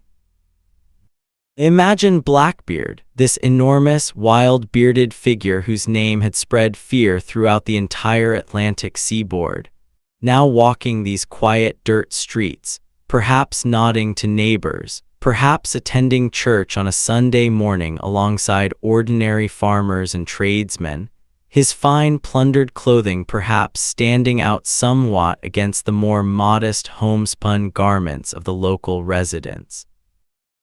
It's a strange, almost dreamlike image, this legendary figure of violence and terror attempting, however imperfectly and however briefly, to fold himself back into the fabric of ordinary colonial life.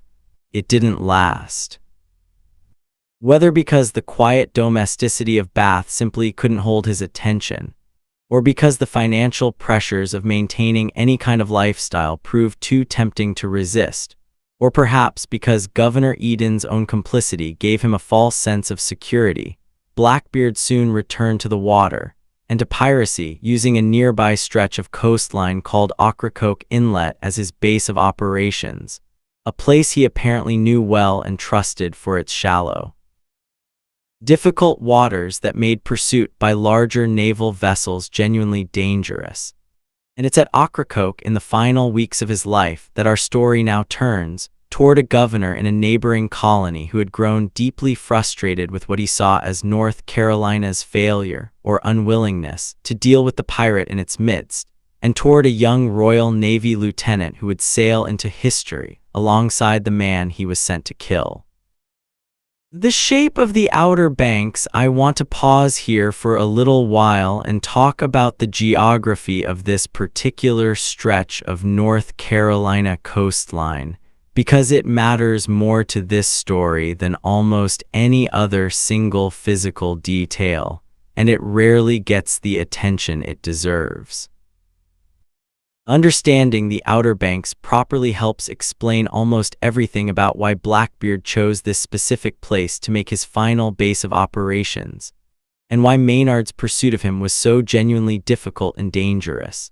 Picture a long, thin ribbon of sandy barrier islands, stretched out along the North Carolina coast like a loose thread, separating the open Atlantic Ocean from a wide, shallow expanse of calmer inland water known as the Pamlico and Albemarle Sounds. These barrier islands are constantly shifting, constantly reshaped by storms, currents, and tides, their sandbars and channels never staying exactly the same for very long, which made this stretch of coastline notoriously difficult for outsiders to navigate safely, even with reasonably good charts, since the charts themselves could become outdated within just a few years as the sand shifted beneath the water. Ocracoke Inlet specifically was one of several narrow gaps between these barrier islands where ships could pass from the open ocean into the calmer, protected waters of the Sounds beyond.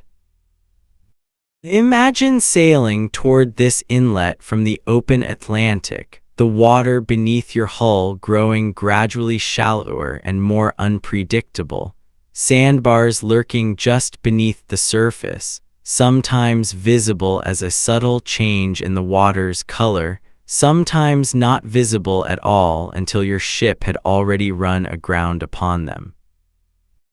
A local pilot, someone who had spent years learning the specific, ever-shifting contours of this particular inlet, was almost essential for safe passage, and this local knowledge represented a genuine tactical advantage for anyone, pirate or otherwise, who possessed it and could deny it to their pursuers. This is exactly why Ocracoke made such a sensible refuge for Blackbeard during those final months of his life. He had, by this point, spent considerable time along this stretch of coastline, likely picking up real, hard-won knowledge of its specific channels and hazards, knowledge that gave him a meaningful edge over any pursuing naval force less familiar with these particular waters. The larger, more heavily armed naval vessels of the era, ships like Maynard's parent vessels HMS Pearl and HMS Lime, simply couldn't follow him into these shallow waters at all. Their deeper hulls would have run aground long before getting anywhere near his own shallow draft sloop. This is precisely why Maynard had to be given smaller, shallower sloops specifically borrowed or hired for this mission, vessels that could actually follow Blackbeard into the kind of water where he felt safest.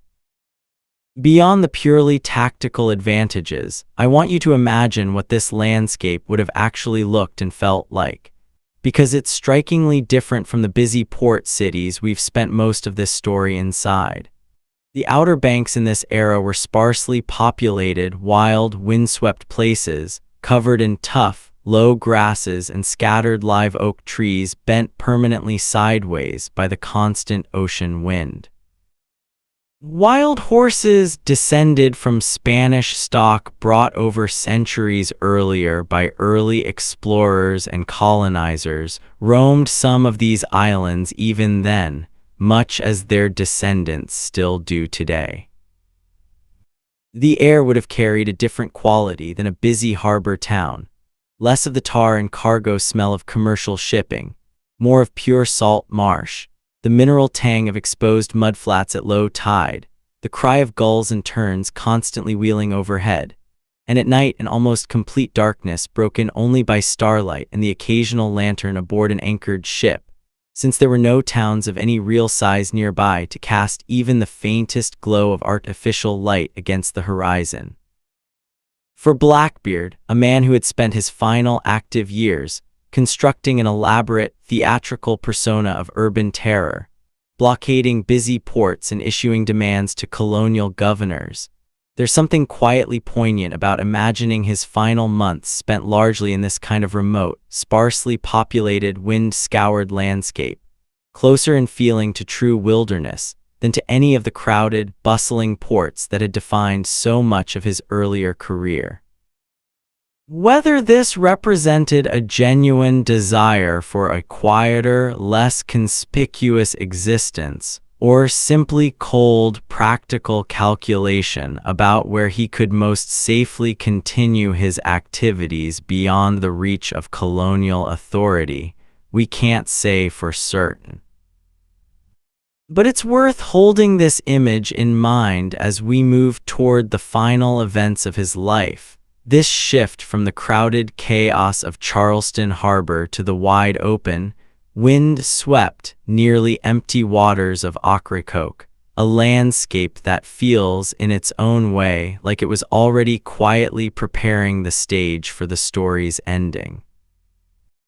A governor's frustration to understand what happened next. We need to travel briefly to Virginia, North Carolina's larger and more established neighbor to the north, and meet a man named Alexander Spotswood, the royal governor there. Spotswood was, by most accounts, an ambitious, capable, and somewhat prickly administrator, deeply concerned with maintaining order and protecting the shipping interests that were so central to Virginia's colonial economy. And by the autumn of 1718, he had become convinced, likely correctly, that Blackbeard's continued presence just across the border in North Carolina waters represented an ongoing and serious threat to legitimate trade throughout the entire region, pardon or no pardon. Spotswood's frustration wasn't purely about abstract principles of law and order.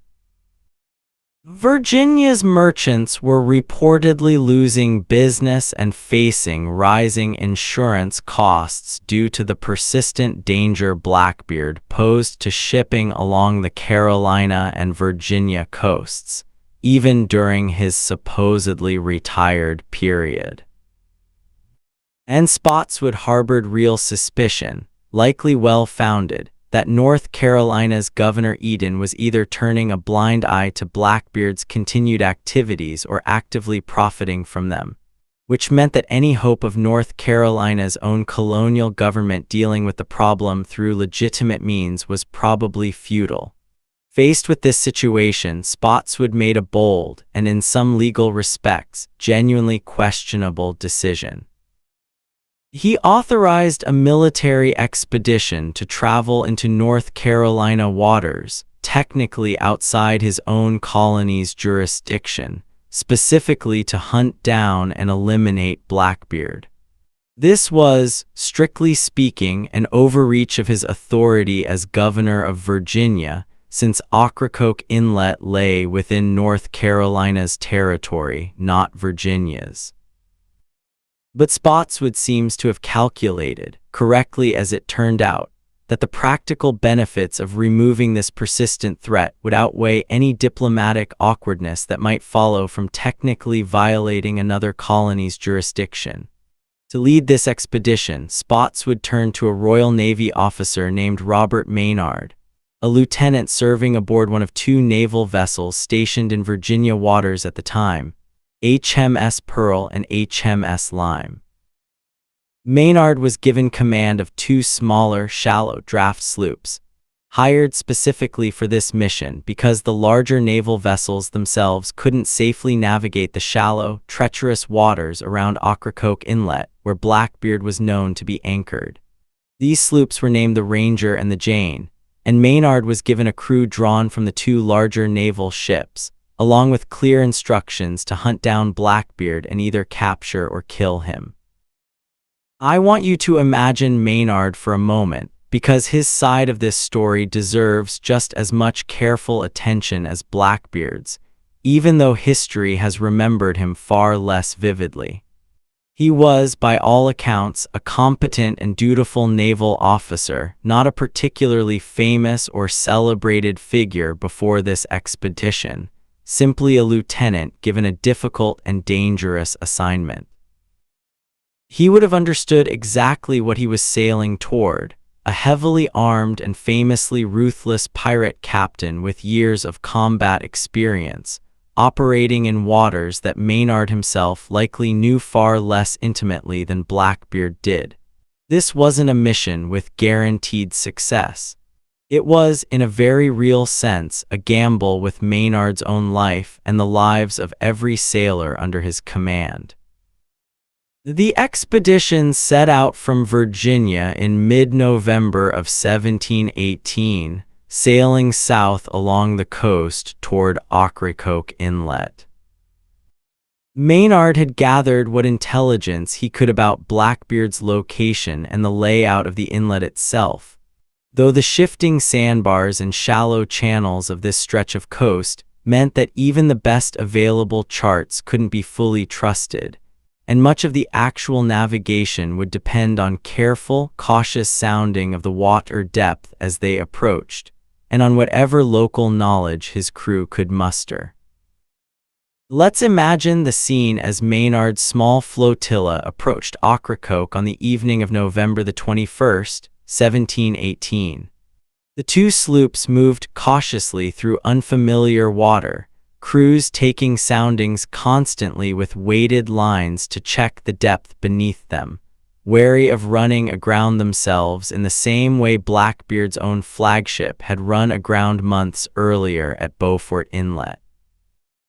As dusk settled over the water, they spotted Blackbeard's sloop, a vessel called the Adventure, anchored in the calm waters behind Ocracoke Island, along with several smaller vessels that appeared to belong to associates or crew members ashore.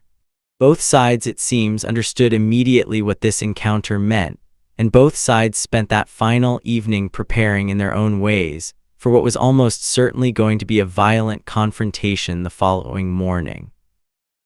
Maynard anchored his two sloops a cautious distance away, close enough to prevent Blackbeard's escape through the inlet during the night, but far enough to avoid any immediate surprise attack in the darkness. And Blackbeard, according to several accounts gathered afterward, spent that final night doing something quietly poignant when you sit with it properly. He reportedly spent much of the evening drinking with some of his crew, and according to at least one account collected afterward, with an officer from Maynard's own approaching sloops, in what may have been an attempt at negotiation, or perhaps simply a strange, almost fatalistic final gesture of camaraderie before the violence that both men surely understood was coming with the dawn. I want you to sit with this image for a moment, because it's one of the quieter, more human details buried within this famous story. Two crews anchored close together in the dark, calm water of a North Carolina inlet. The only sounds the creak of rigging and the lap of water against the hulls, both sides fully aware that the coming morning would very likely mean death for some, perhaps many, of the men gathered there that night. There would have been no moonlight to speak of, most likely, just the dim glow of a few lanterns aboard each vessel, the murmur of quiet conversation, perhaps a final letter written by lamplight by some young sailor aboard Maynard's ships, uncertain whether he would survive to see it delivered.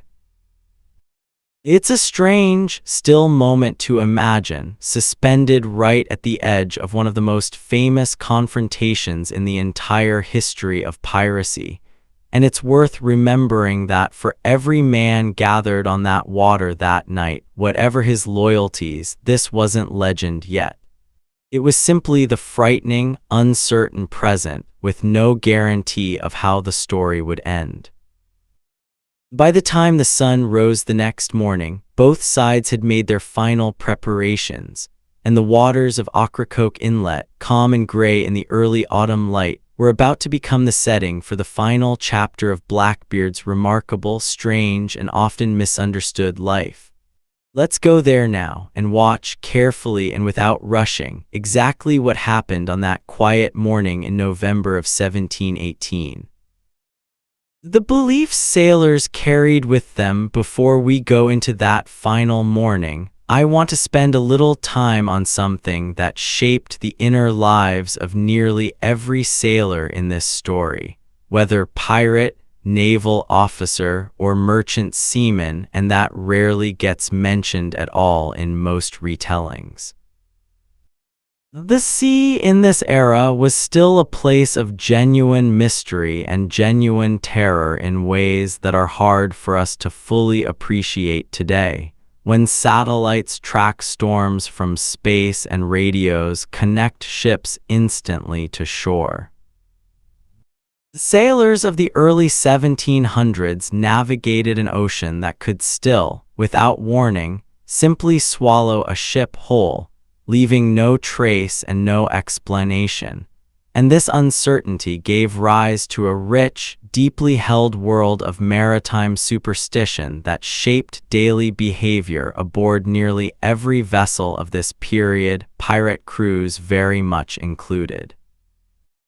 Certain days were considered unlucky for setting sail, particularly Fridays, a superstition with roots stretching back through centuries of Christian tradition associating that day with the crucifixion, and many captains, regardless of their personal piety otherwise, would simply avoid departing port on a Friday if they could help it, preferring to wait a single extra day rather than risk whatever ill fortune might follow. Whistling aboard ship was widely believed to summon dangerous winds, since the sound was thought to mimic and therefore invite the whistling howl of an approaching storm, and sailors would sometimes sharply reprimand a crewmate caught idly whistling on deck, only tolerating it from the ship's cook, whose whistling while working was thought to prove he wasn't secretly stealing food from the crew's rations. Certain animals carried deep symbolic weight aboard these ships. Cats were generally welcomed and even valued, both for the practical reason that they controlled the rats that would otherwise devour stored food and gnaw through rope and timber, and for the more superstitious belief that cats carried some instinctive sense for approaching storms or misfortune, their behavior watched carefully by sailors looking for any subtle sign of unease. The sharks following a ship for an extended stretch, on the other hand, were widely regarded as an omen of impending death aboard that vessel, a belief that, whatever its lack of scientific basis, must have created genuine, gnawing dread among a crew who spotted those dark shapes trailing persistently in their wake for days at a time. The storms themselves were often understood through this same lens of omen and consequence rather than pure meteorology, and sailors developed elaborate, half-serious rituals meant to appease whatever forces they believed controlled the weather. Some crews maintained the old practice of never renaming a ship without a proper ceremony, believing that a vessel's original name was somehow known to the sea itself, and that changing it carelessly invited disaster, an interesting detail worth remembering given that our own captain renamed his newly captured flagship Queen Anne's Revenge, presumably taking whatever precautions his own crew considered necessary to avoid provoking bad luck through that very act. Tattoos, though less universal in this specific era than they would become among sailors a century or two later, were already beginning to appear among some seafaring men, often acquired during visits to ports where they had encountered tattooing traditions practiced by indigenous peoples or by sailors from other parts of the world, and some men believed certain symbols offered genuine protection against drowning or misfortune at sea. A small personal ritual of control in a profession defined by how little control any individual sailor actually held over his own fate. I think it's worth pausing on why these beliefs mattered so much beyond simple curiosity about old folklore. Life at sea in this era was genuinely, constantly precarious, and much of that precarity had no explanation available through the science of the time. A sudden storm could appear with almost no warning and destroy a ship within hours. Disease could sweep through a crew with no understood cause and no reliable cure. Navigation itself remained an imprecise art, particularly determining longitude, which wouldn't be reliably solved through mechanical means until later in the century, meaning ships regularly found themselves genuinely uncertain of their exact position on the open ocean, sometimes for days or weeks at a stretch. In a world with this much genuine, unresolvable uncertainty, these superstitions offered something psychologically valuable regardless of their factual accuracy, a sense that there were at least some actions within a sailor's control, some rituals of caution and respect that might tilt fortune slightly in his favor. It's worth imagining, then, that aboard Blackbeard's own sloop during that final quiet night at Ocracoke, some of these same old beliefs and habits were likely present among his crew, whatever specific form they took for these particular men. Perhaps certain sailors avoided whistling as the tension of the coming morning grew. Perhaps some quietly noted the behavior of gulls or the color of the evening sky, looking for whatever small signs might hint at what the coming day would bring. We have no specific record of this, but it would be consistent with the deep, pervasive maritime culture that shaped nearly every sailor of this era, pirates very much included, men who lived so constantly close to genuine mortal danger that they built, out of necessity, an entire quiet inner world of ritual and belief, meant to help them make some sense of a fate they otherwise had almost no power to actually control. With that fuller sense of the inner world these sailors carried with them, let's return now to the water off Ocracoke Island, as the fog begins to lift on the morning of November the 22nd, and the final chapter of Blackbeard's life finally arrives. The morning at Ocracoke, the morning of November the 22nd, 1718, began quietly, with a low fog settling over the shallow water around Ocracoke Island, the kind of soft gray mist common to that coast in late autumn, thick enough to blur the outlines of the anchored ships until the sun had properly climbed above the horizon. As the light strengthened and the fog began to thin, Maynard gave the order for his two sloops, the Ranger and the Jane, to begin moving cautiously toward Blackbeard's anchored vessel. Blackbeard, watching this approach from the deck of his own sloop, the Adventure, apparently understood immediately what was happening and prepared his own smaller crew, numbering somewhere around 20 men that morning, considerably fewer than the fleet he'd commanded at Charleston just months earlier, for the fight ahead. According to the most widely cited accounts, as Maynard's vessels drew closer, Blackbeard called out across the water, demanding to know whose sloops these were and under what authority they approached. Maynard reportedly answered honestly, identifying himself and making clear his purpose, and Blackbeard in response is said to have raised a glass of liquor in a mocking toast, calling out that he would give no quarter, meaning he intended to show no mercy, and expected none in return. The shallow, treacherous waters of the inlet immediately became a factor in the unfolding battle, in a way that neither commander could fully control. As Maynard's sloops attempted to close the distance, both of them ran aground on sandbars, a common enough hazard in these waters, and one that Blackbeard likely understood better than his opponents did, given his years of experience navigating exactly this kind of coastline. This grounding created a tense, dangerous pause in the action, as Maynard's crew worked frantically to lighten their vessels and work them free of the sand, all while remaining within range of Blackbeard's guns. Blackbeard's sloop, still afloat and maneuverable, took advantage of this moment to fire a devastating broadside directly into Maynard's approaching vessels. This opening exchange proved brutally effective. Accounts suggest that this single broadside killed or wounded a significant portion of the crew aboard one of Maynard's sloops, the Jane, so severely that it was essentially knocked out of the fight before close combat had even properly begun.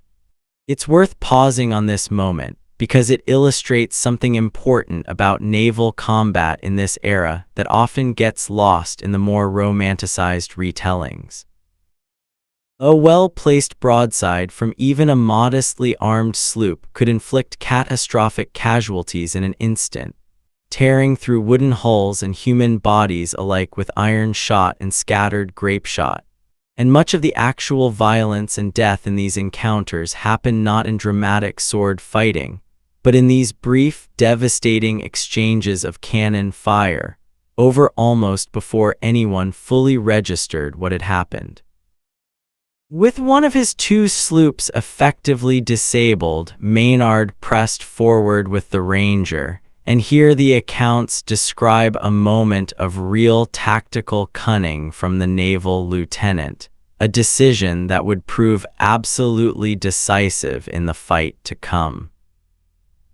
Recognizing that his remaining crew was still significantly outnumbered relative to what he might face in a close engagement, and understanding that Blackbeard would likely attempt another devastating broadside as the ships closed, Maynard ordered most of his surviving men below deck, out of sight, leaving only himself and a small number of sailors visible above deck as his sloop approached Blackbeard's vessel. From a distance, it likely appeared to Blackbeard and his crew that Maynard's remaining ship was nearly empty of fighting men, its crew decimated by the earlier broadside. This deception worked exactly as Maynard had hoped. As the two ships came alongside each other, Blackbeard, apparently believing he faced only a handful of remaining opponents, called for his men to board Maynard's sloop directly, throwing improvised grenades made from powder-filled bottles onto the deck first to create chaos and confusion before the boarding itself. Blackbeard himself led this boarding action personally, leaping across onto the deck of Maynard's sloop at the head of his men, expecting to find a nearly empty deck and an easy, quick victory. Instead, at Maynard's signal, his hidden crew surged up from below deck, and what followed was brutal, close-quarters combat, sword against sword, pistol against pistol on the cramped, blood-slicked deck of a small sloop anchored in shallow water off a quiet North Carolina island. According to the most detailed surviving accounts, Blackbeard and Maynard found themselves fighting directly against each other during this chaotic close engagement. Maynard reportedly fired his pistol at Blackbeard, wounding him, and the two men then exchanged sword blows, with Blackbeard apparently breaking Maynard's sword in the exchange, a moment that must have felt, for just an instant, like it might turn decisively in Blackbeard's favor. But Blackbeard, despite his fearsome reputation and his considerable size and strength, was now facing not just Maynard but multiple other sailors who had joined the close combat around him, and the fight, chaotic and brutal, continued for several more minutes. According to the surgeon's account gathered afterward, and later repeated in written histories, Blackbeard sustained an almost unbelievable number of wounds before he finally fell, reportedly around 20 sword cuts and 5 gunshot wounds, a testament both to the desperate ferocity of the close combat and to Blackbeard's own apparently formidable physical resilience, continuing to fight even as wound after wound was inflicted upon him. Only after this accumulation of injuries did he finally collapse and die on the deck of Maynard's sloop, in the midst of the same kind of close, chaotic violence that had defined so much of his adult life. I want to pause here, because I think it's worth sitting quietly with the reality of this moment rather than rushing past it toward the more famous aftermath. This wasn't a clean, dramatic duel of the kind popular imagination often constructs, two men squaring off with elegant swordplay while their crews watched respectfully from the sidelines. It was chaotic, desperate, close-quarters violence involving more than a dozen men crowded onto a small wooden deck, smoke and blood and shouting. The specific details of exactly who struck which blow almost certainly blurred and uncertain even to the men who were there, remembered afterward through the fog of adrenaline and fear rather than with any kind of clear, orderly memory. The most famous pirate in the Atlantic world died not in some singular, dramatic confrontation, but in the messy, confused violence of an ordinary naval boarding action, the kind that had played out with less famous participants on dozens of other ships in dozens of other encounters throughout this era. With Blackbeard dead, the remaining fight quickly turned decisively in Maynard's favor. The surviving members of Blackbeard's crew, seeing their captain fallen, largely surrendered, and the battle came to its end. Several of Blackbeard's crew were killed in the fighting, others were captured and would later face trial for piracy, a fate that for most of them would end in a hanging. And then came the final, grim detail of this whole encounter, the one detail that most people who know anything at all about Blackbeard's story have actually heard, even if they know nothing else about his life.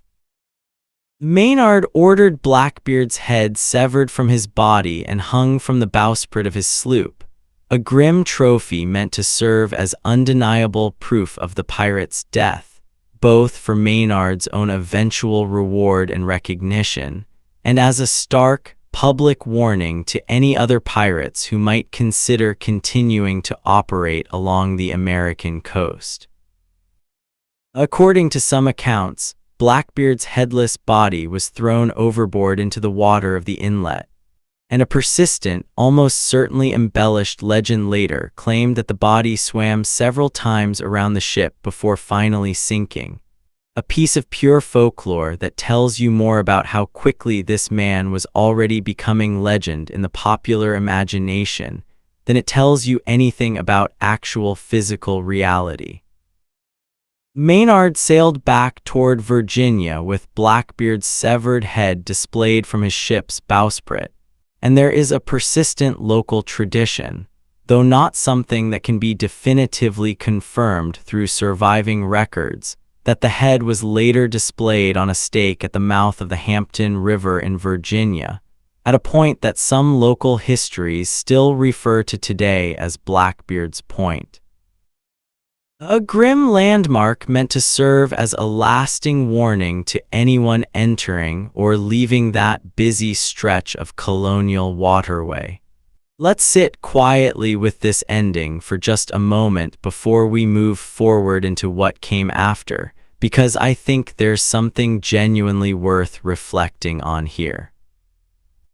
A man who had built such a deliberate, elaborate, and remarkably successful reputation for terror throughout his final years, using fear and theater to avoid violence far more often than most people realize, ultimately died in exactly the kind of chaotic, brutal, close combat that his careful persona had been specifically designed to help him avoid. The smoke, the braided beard, the calm and menacing voice, all of it had worked for years to convince ship after ship to simply surrender without a fight. But on that quiet November morning at Ocracoke, facing a determined and clever naval officer who refused to be intimidated by reputation alone, the theater finally failed him, and what remained underneath it was simply a man, wounded again and again, fighting with genuine desperate courage until his body could no longer sustain the fight any further. His death marked, in many ways, a real turning point for the entire era of piracy that had produced him. Let's go forward now into the aftermath and see what happened to the world Blackbeard left behind, and how his strange, theatrical, and remarkably short career came to be remembered by the generations that followed. The articles they lived by before we settle into the fuller texture of daily shipboard life, I want to spend some time on something that rarely gets the careful attention it deserves: the actual written codes, often called articles, that governed conduct aboard many pirate ships of this era, including, quite likely, aboard Blackbeard's own vessels. These documents offer some of the clearest, most direct evidence we have of how these communities actually understood themselves, and they complicate the simple image of pirate ships as places of pure lawless chaos. While we don't have a surviving, verified copy of the specific articles used aboard Queen Anne's Revenge itself, we do have several surviving examples of pirate articles from this general era, agreed upon by other well-documented crews, and historians generally believe Blackbeard's own ships likely operated under a broadly similar framework, since this practice was widespread and expected throughout the pirate communities of this period. Let's imagine the scene of such articles actually being drawn up and agreed to, since it tells us something important about how a pirate crew actually formed and organized itself. Picture a newly assembled crew, gathered on deck or perhaps in a Nassau tavern, working out the specific terms under which they would sail together. These discussions would have been genuinely collaborative, at least among the free crew members, since every man's agreement, usually signified by making his mark or signature on the actual document, carried real weight. Typical articles from this era specified exactly how plunder would be divided, often granting the captain 1.5 or 2 full shares, the quartermaster and other senior officers slightly less, and every ordinary crew member a single full share, a division that, whatever its limitations, was considerably more equitable than the fixed, meager wages paid to ordinary sailors aboard merchant or naval vessels. Where a ship's captain might earn dozens of times what an ordinary seaman received regardless of how successful or dangerous the voyage proved to be. Many surviving articles also included specific provisions for compensating injury, a genuinely remarkable feature when you consider that nothing comparable existed in most of the legitimate maritime world at this time. A man who lost his right arm in battle might be entitled to an additional share or 2 of plunder beyond what he would otherwise receive, since his ability to earn a living through ordinary physical labor had been permanently diminished.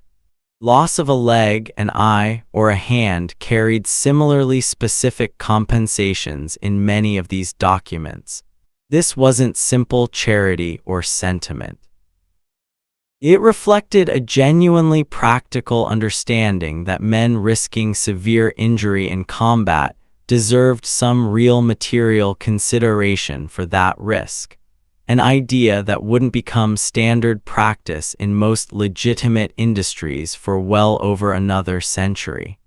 Articles typically also addressed discipline and behavior aboard ship in specific practical terms. Many crews prohibited bringing women aboard ship in disguise, a rule aimed at preventing the jealousy and conflict that might otherwise disrupt a crew's necessary cohesion. Fighting among crew members was often restricted to formal duels fought ashore rather than aboard ship, specifically to prevent sudden, chaotic violence from breaking out in the cramped, dangerous confines below decks, where a fight could easily endanger far more than just the 2 men directly involved. Desertion during battle or cowardice that endangered the rest of the crew was typically treated as one of the most serious offenses possible, sometimes punishable by marooning or even death, since a crew's survival in genuine combat depended entirely on every man holding his position and fulfilling his role.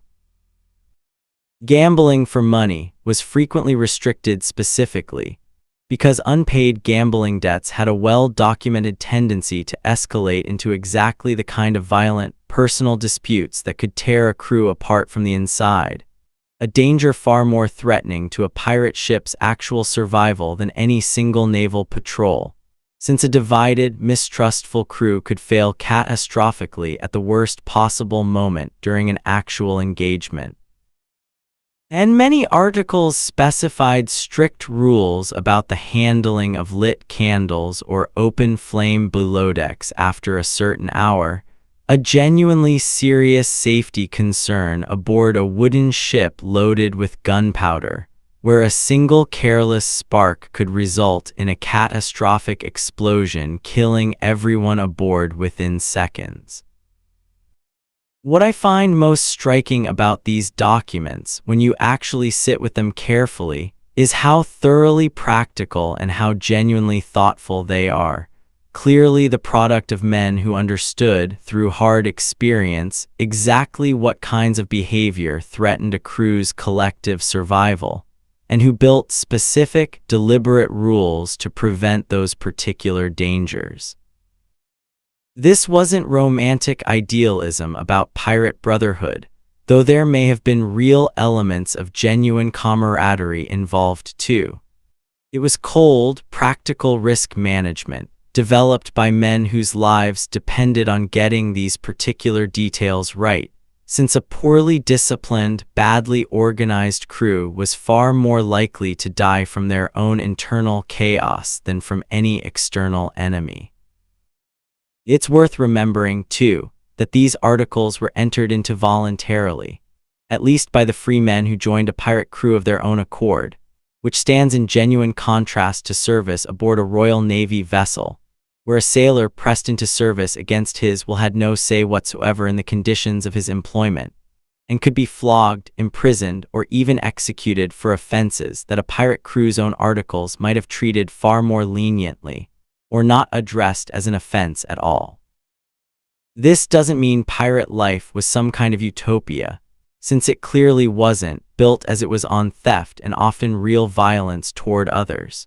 But it does mean that the men who chose this life were, in a meaningful sense, choosing a specific alternative social contract, one that offered them a degree of voice, of equitable compensation, and of collective decision-making that the legitimate maritime world of their era almost entirely denied them. With this fuller understanding of the actual structure and logic underlying pirate life, let's return now to the ordinary daily rhythms we began exploring earlier, carrying with us this clearer sense of the specific rules and expectations that shaped how men like Blackbeard's crew actually lived together, day after day, aboard a wooden ship far from any legitimate authority at all. An ordinary day aboard a pirate ship. Before we move toward the end of this story, I want to slow down even further and spend some real time on something most retellings of Blackbeard's life skip over almost entirely: the sheer ordinary texture of daily life aboard a ship like his. It's easy, when we tell stories about famous historical figures, to jump from dramatic event to dramatic event, battle to battle, and lose sight of the fact that the overwhelming majority of any sailor's life, pirate or otherwise, was spent simply enduring the slow, repetitive rhythm of shipboard routine. Let's go inside that world properly now. Imagine waking up aboard Queen Anne's Revenge on an ordinary morning, somewhere in the warm waters of the Caribbean. There were no private cabins for ordinary crew members. Most men slept in hammocks slung close together below decks in a space with barely enough headroom to stand upright, the air thick and close, smelling of unwashed bodies, bilgewater sloshing somewhere below the floorboards, and the ever-present tang of tar and old rope. Hammocks were actually a fairly ingenious solution to shipboard life, since they swayed gently with the motion of the ship rather than throwing a sleeping man against a hard wooden bunk every time the vessel rolled, and they could be tied up and stowed away each morning, freeing up deck space for the working day ahead. Still, sleeping in a hammock, shoulder to shoulder with dozens of other men in a cramped, poorly ventilated space, was a far cry from any kind of restful comfort, especially in the tropical heat, where the below-decks air could grow stifling by midday even before the sun had fully risen. Waking came early, often before proper sunrise, with the ship's bell marking the change of watch, and the crew rousing themselves to whatever tasks the day required. Breakfast, if you could call it that, was typically simple, perhaps a portion of ship's biscuit, that same hard, dry bread we talked about earlier, sometimes softened by soaking it briefly in water or in whatever weak, watered grog was being distributed that morning. There was no coffee in the modern sense readily available to ordinary sailors of this era, though tea and chocolate were beginning to appear among wealthier travelers and officers on some ships. For most pirate crews, the day began not with any kind of comforting warm beverage, but simply with whatever cold, plain rations were on hand, eaten quickly before the real work of the day began. And the work itself never really stopped, even on days without any battle or pursuit at all. A wooden ship at sea required constant, unglamorous maintenance simply to remain functional and safe. Sailors spent hours each day on tasks that never made it into any adventure story, picking oakum, which meant unraveling old, worn rope fibers to be mixed with tar and pressed into the seams between the ship's wooden planks, helping to keep the hull watertight. Sails needed constant inspection and repair, torn seams stitched back together with heavy needles and waxed thread, a task requiring real skill and patience, usually assigned to whichever crew members had the steadiest hands. The deck itself needed regular holisting, a process where sailors would scrub the wooden planks with rough sandstone blocks, dragging them back and forth across the deck to keep the wood from growing slick and dangerous, or from rotting under the constant exposure to salt water and sun. Fresh water was one of the most persistent concerns aboard any ship of this era, pirate or otherwise. Water stored in wooden casks would grow increasingly foul over the course of a long voyage, developing a slimy texture and a genuinely unpleasant taste and smell as algae and bacteria grew inside the barrels despite everyone's best efforts.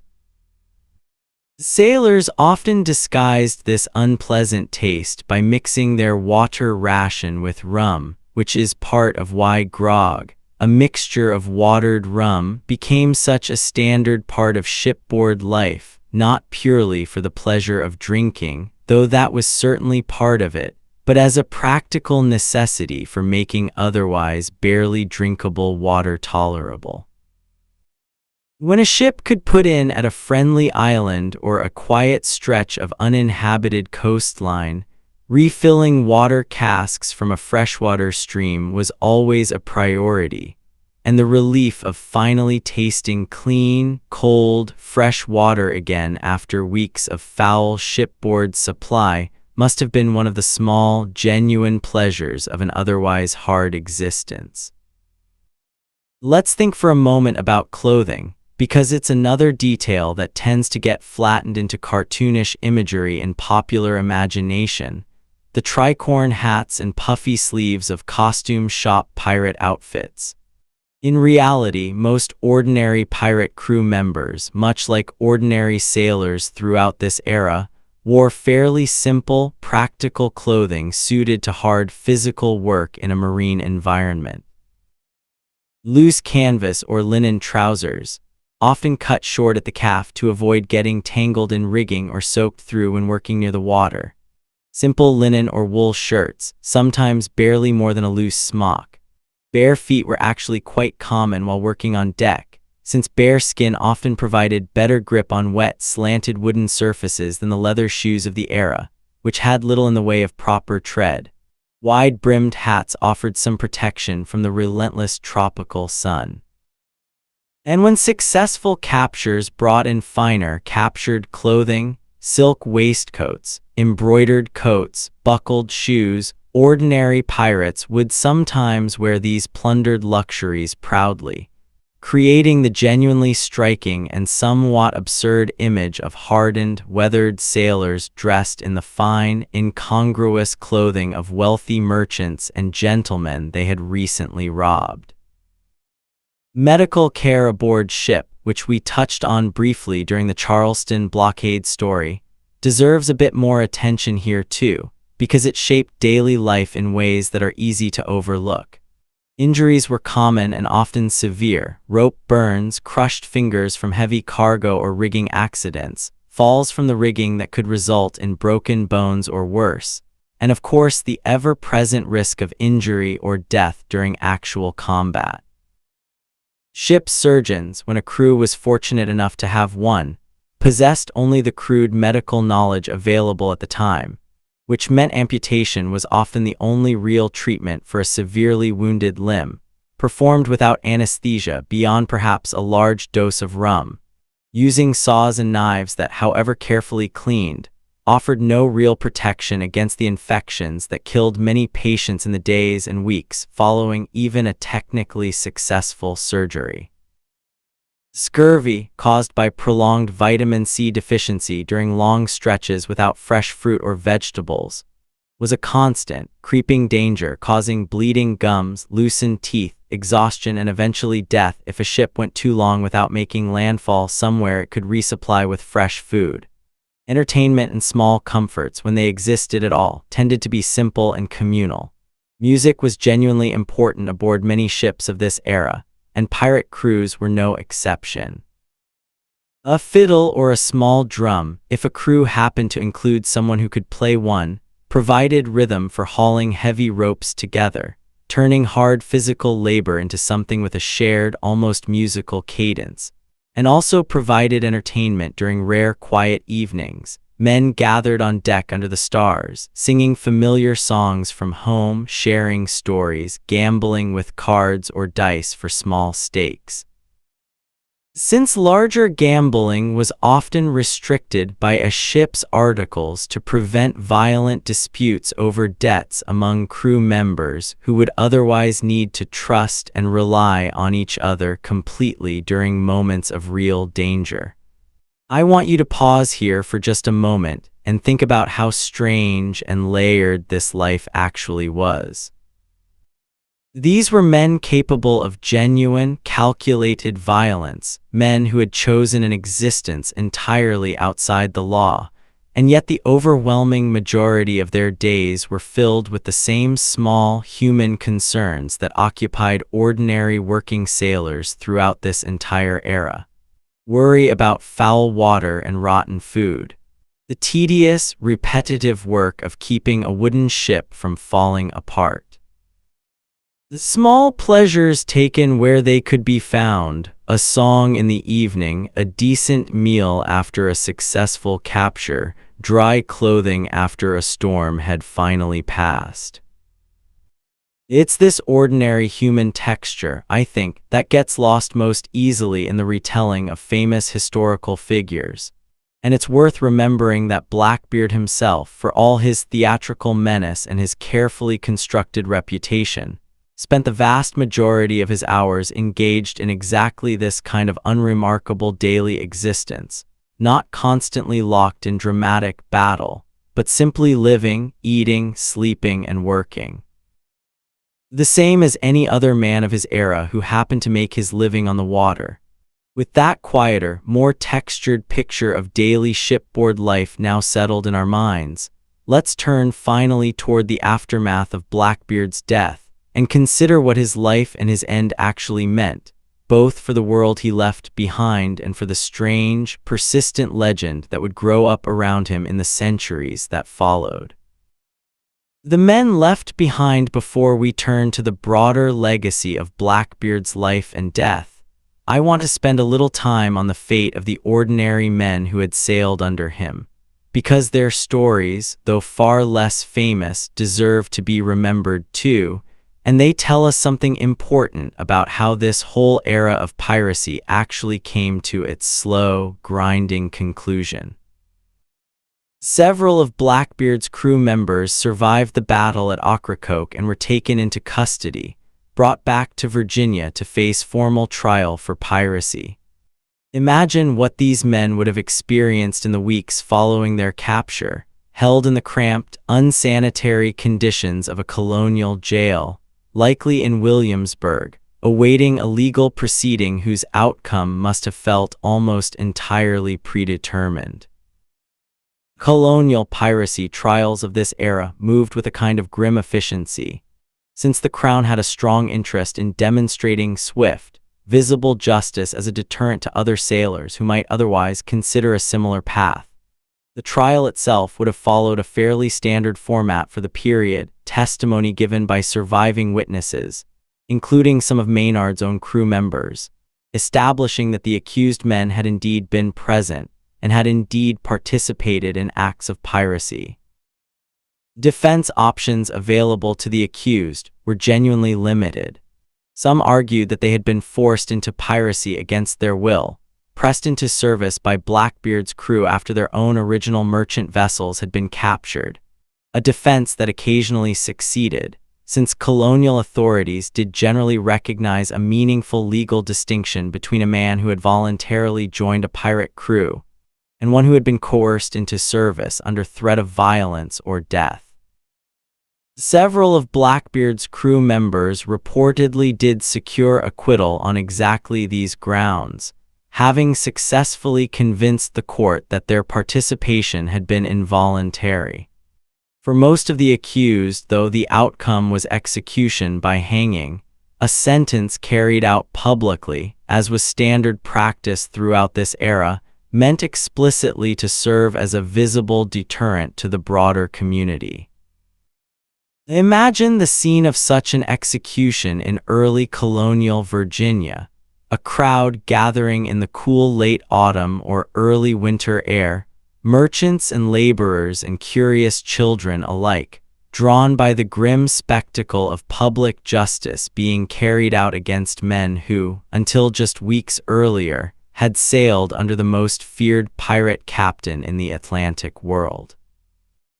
The condemned men would have been led to a gallows constructed for the occasion, and the execution itself, brief and brutal, would have been witnessed by the assembled crowd as a deliberate, public demonstration of the consequences awaiting anyone who chose this particular path. It's worth sitting, too, with the fate of those 200 or so crew members whom Blackbeard had deliberately marooned near Beaufort Inlet months earlier, when he'd engineered the loss of Queen Anne's Revenge partly as a means of reducing his own crew and increasing his personal share of accumulated plunder. Some of these abandoned men eventually made their way to shore and dispersed into the general population of coastal North Carolina, some attempting to quietly disappear into ordinary colonial life, their pirate pasts left unspoken, while others were eventually identified, captured, and put on trial themselves, facing the same grim choice between claiming coercion or facing execution. I think there's something genuinely worth reflecting on in this whole pattern, when you step back and consider it honestly. The men who actually paid the steepest, most permanent price for Blackbeard's remarkable career weren't Blackbeard himself, who died quickly in the chaos of battle, nor the colonial governors and naval officers who orchestrated the campaign against him, several of whom went on to further respectable careers. It was these largely anonymous, ordinary sailors, men whose individual names appear only briefly in surviving court records, if they appear at all, who ultimately faced the gallows for choices that had often been driven at the outset by exactly the same kind of economic desperation that had originally pushed our own captain toward piracy in the first place. History remembers Blackbeard's name with a kind of theatrical fascination that borders on genuine affection in popular culture today, while the men who actually swung from Virginia's gallows in the weeks following his death are remembered, when they're remembered at all, only as an anonymous footnote to his more famous story. With that fuller, more sobering picture of what actually followed Blackbeard's death for the ordinary men who had served under him, let's turn now to the broader question of how his own legend actually grew and spread in the years and centuries that followed, and what that persistent fascination might actually tell us about the stories we as a culture have always wanted to tell about men like him. What came after Blackbeard's death at Ocracoke in November of 1718 didn't immediately end the broader piracy crisis that had gripped the Atlantic world throughout the preceding years, but it did mark a genuine turning point, one that historians now often treat as an early sign of the Golden Age of Piracy's eventual decline. Colonial governments and the Royal Navy, emboldened by Maynard's success and increasingly organized in their efforts to hunt down remaining pirate crews, continued their campaign over the following years. Other famous pirate captains of this same era met similarly violent ends around this same general period. Stede Bonnet, who had briefly sailed in loose partnership with Blackbeard, was captured and hanged in Charleston later that same year, and Calico Jack Rackham would be captured and executed just a couple of years later. Piece by piece, the loose, informal pirate community that had briefly flourished around places like Nassau was broken apart, its most prominent leaders killed or captured, its remaining members scattered, pardoned, or eventually caught and tried. Governor Spotswood back in Virginia faced some genuine controversy over the legality of his expedition into North Carolina waters, since he had, quite literally, authorized a military action outside his own jurisdiction without clear authority to do so. There were also lingering questions and accusations regarding the treasure recovered from Blackbeard's sloop, and disputes over how the reward money promised for Blackbeard's death should be properly divided among Maynard and his crew, disputes that dragged on for some time afterward, and left at least some of the ordinary sailors who had risked their lives in that final battle feeling short-changed by the more senior officers and officials involved. It's a fittingly unglamorous coda to the story, the mundane reality of bureaucratic disputes over money and credit following almost immediately on the heels of dramatic, life-and-death combat. A reminder that even history's most famous moments are usually followed by exactly the kind of tedious administrative aftermath that rarely makes it into the popular retelling. As for Governor Eden of North Carolina, whose complicity in Blackbeard's continued activities had been strongly suspected, no formal charges were ever successfully brought against him, and he continued to serve as governor until his death just a couple of years later, in 1722. Whether this reflects genuine innocence, or simply the practical reality that a sitting colonial governor was extremely difficult to successfully prosecute in this era regardless of the evidence against him, remains a matter of historical debate, another one of the many small, unresolved uncertainties that seem to cling to almost every corner of this particular story. Now let's think for a moment about how Blackbeard's legend actually grew after his death, because this part of the story is almost as interesting as his life itself. Much of what the popular imagination associates with Blackbeard today comes not from strictly contemporary historical documents, but from a book published in 1724, just 6 years after his death, called A General History of the Robberies and Murders of the Most Notorious Pirates, often attributed to an author using the name Captain Charles Johnson, though the true identity behind that name remains genuinely disputed among historians to this day. With some scholars speculating it may have been a pen name used by the well-known writer Daniel Defoe, author of Robinson Crusoe, though this attribution is far from settled and modern historians remain divided on the question. This book became enormously popular and enormously influential, shaping public perception of piracy in general, and of Blackbeard specifically, for centuries afterward. It's the source of many of the most famous details we associate with him today: the smoking hemp cord beneath his hat, the elaborately braided beard, even some of the specific dialogue attributed to him during his final confrontation with Maynard. And here's the important, honest caveat that any careful historian has to sit with when discussing this book. While it draws on some genuine contemporary sources and appears to include real, verifiable historical details, it also clearly embellishes, dramatizes, and in some cases likely invents details entirely, in the service of creating a more compelling, sellable narrative for its readers. Untangling exactly which details in this foundational text are solidly historical, and which are early embellishment has occupied historians for literally centuries. And in many cases, we simply can't be entirely certain anymore, since this book became so influential so quickly that its version of events shaped nearly everything written about Blackbeard afterward, sometimes overwhelming or obscuring whatever more sparse and reliable contemporary documentation might have otherwise survived. I think this is actually one of the most genuinely fascinating aspects of the entire Blackbeard story when you step back and consider it properly.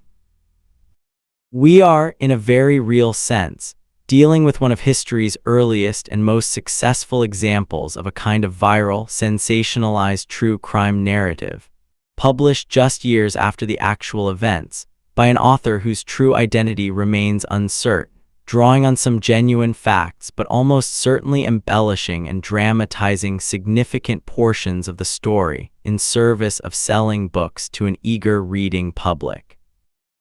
The Blackbeard most people picture today, the demonic smoke, the elaborate theatrical menace, exists somewhere in the blurred space between genuine historical record and one of the earliest and most successful pieces of popular entertainment built around real historical violence. It's worth sitting with that uncertainty honestly, rather than pretending we have a cleaner, more definitive picture of the man than the actual surviving evidence really allows.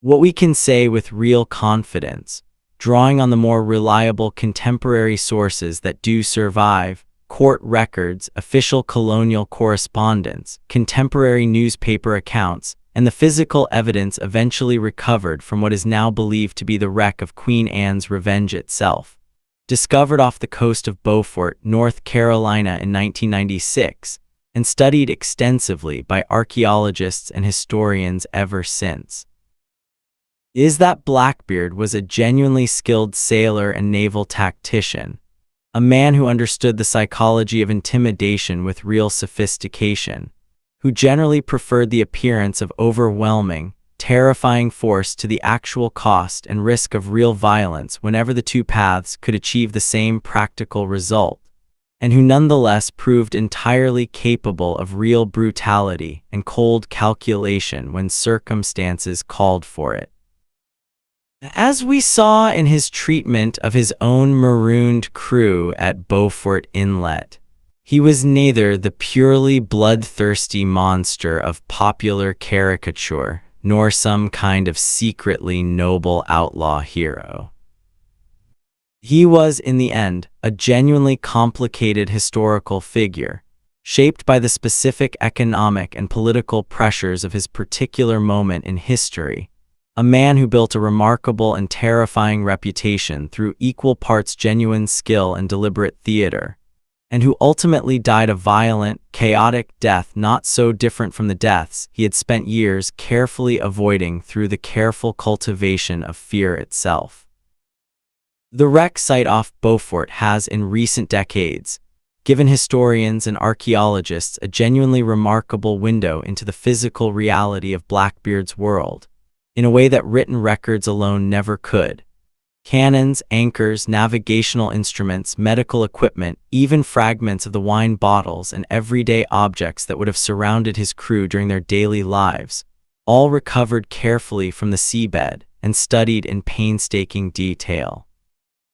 It's a quiet, patient kind of historical work, utterly different from the dramatic legend the man himself has become. Careful archaeologists and conservators spending years cleaning and studying corroded metal objects that spent nearly 3 centuries resting quietly on the ocean floor. And in some ways, I think that patient, careful, unglamorous work is a fitting final counterbalance to the theatrical persona Blackbeard constructed for himself during his life. The real history, when you dig into it carefully and honestly, is almost always slower, stranger, and more genuinely human than the legend that eventually grows up around it. And Blackbeard's story, when you sit with it properly, all the way from a boy in a smoky Bristol port town to a man dying from 20 sword cuts on the deck of a small sloop anchored in a quiet North Carolina inlet, is exactly that kind of story. 3 centuries of retelling before we close things out for the evening. I want to take one last quiet look at how Blackbeard's story has actually traveled across the centuries since his death, because the way we tell his story has changed a great deal over time, and each version tells us as much about the era doing the retelling as it does about the man himself. In the decades immediately following his death, as we discussed earlier, Blackbeard existed mainly as a cautionary figure, a warning meant to discourage piracy and to justify the continued naval expenditure required to keep Atlantic shipping lanes safe. The general history published in 1724 cemented much of his legend, but it was still, at its heart, a moralizing kind of literature, presenting piracy generally as a genuine social threat to be condemned even while acknowledging, with what reads today as a certain grudging fascination, the boldness and cunning of men like Blackbeard. By the 1800s, something had shifted in how popular culture approached this whole era. As actual piracy became a distant, mostly resolved historical problem rather than a live, ongoing threat to Atlantic commerce, writers and audiences alike grew increasingly comfortable romanticizing the era, transforming pirates from genuine criminals into figures of colorful adventure fiction. Robert Louis Stevenson's Treasure Island, published in 1883, though not directly about Blackbeard himself, did an enormous amount to cement the broader popular image of piracy that persists even today. The treasure maps, the parrots, the eye patches, and peg legs, much of which had only loose, partial connection to the actual historical reality we've spent this evening exploring together. Blackbeard himself became an increasingly popular subject for this kind of romanticized adventure storytelling throughout the late 19th and 20th centuries, appearing in countless books, plays, and eventually films, usually presented as a purely villainous, almost cartoonish figure of menace. His genuine complexity and his careful, deliberate strategic thinking flattened into simple, theatrical evil. Useful mainly as a colorful antagonist for whatever adventure story happened to be built around him.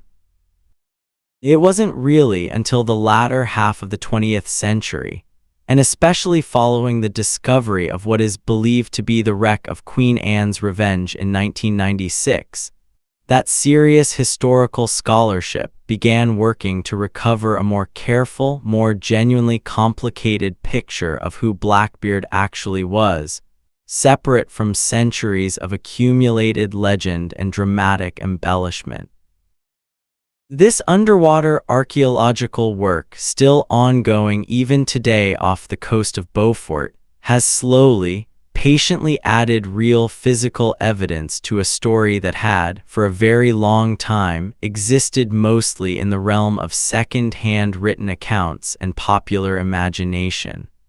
I think there's something genuinely moving in this long arc when you sit with it properly. A man who deliberately built an exaggerated, theatrical version of himself during his own lifetime, specifically to inspire fear and encourage surrender, has been reshaped and reinterpreted by each subsequent generation according to whatever that generation actually needed from his story.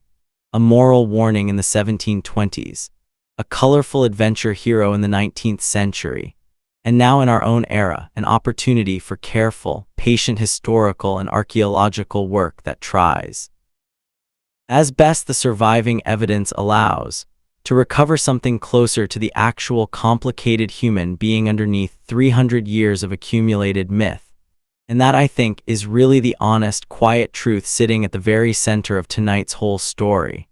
We will likely never know Blackbeard with complete certainty. Not his exact birthplace, not the full truth of his marriages, not every precise detail of his final, chaotic fight aboard Maynard's sloop. What we have instead is a careful, patient reconstruction built from scattered fragments, court records and salvaged cannon, and the cautious, honest acknowledgement of everything that remains genuinely uncertain. In some ways, I think that honest uncertainty is actually more interesting and more worth sitting with quietly on a night like tonight than any single, tidy, fully resolved version of his story could ever be. And that, my friend, is the real story of Blackbeard, or at least as close to the real story as the surviving evidence allows us to get, all these centuries later. Not quite the pure monster of legend, and not quite anything else you might have expected either. Just a man shaped by hard circumstances who built something genuinely remarkable and genuinely frightening out of skill, timing, and a very sharp understanding of human fear, and who, in the end, met the same kind of sudden, chaotic violence that had followed him his entire adult life.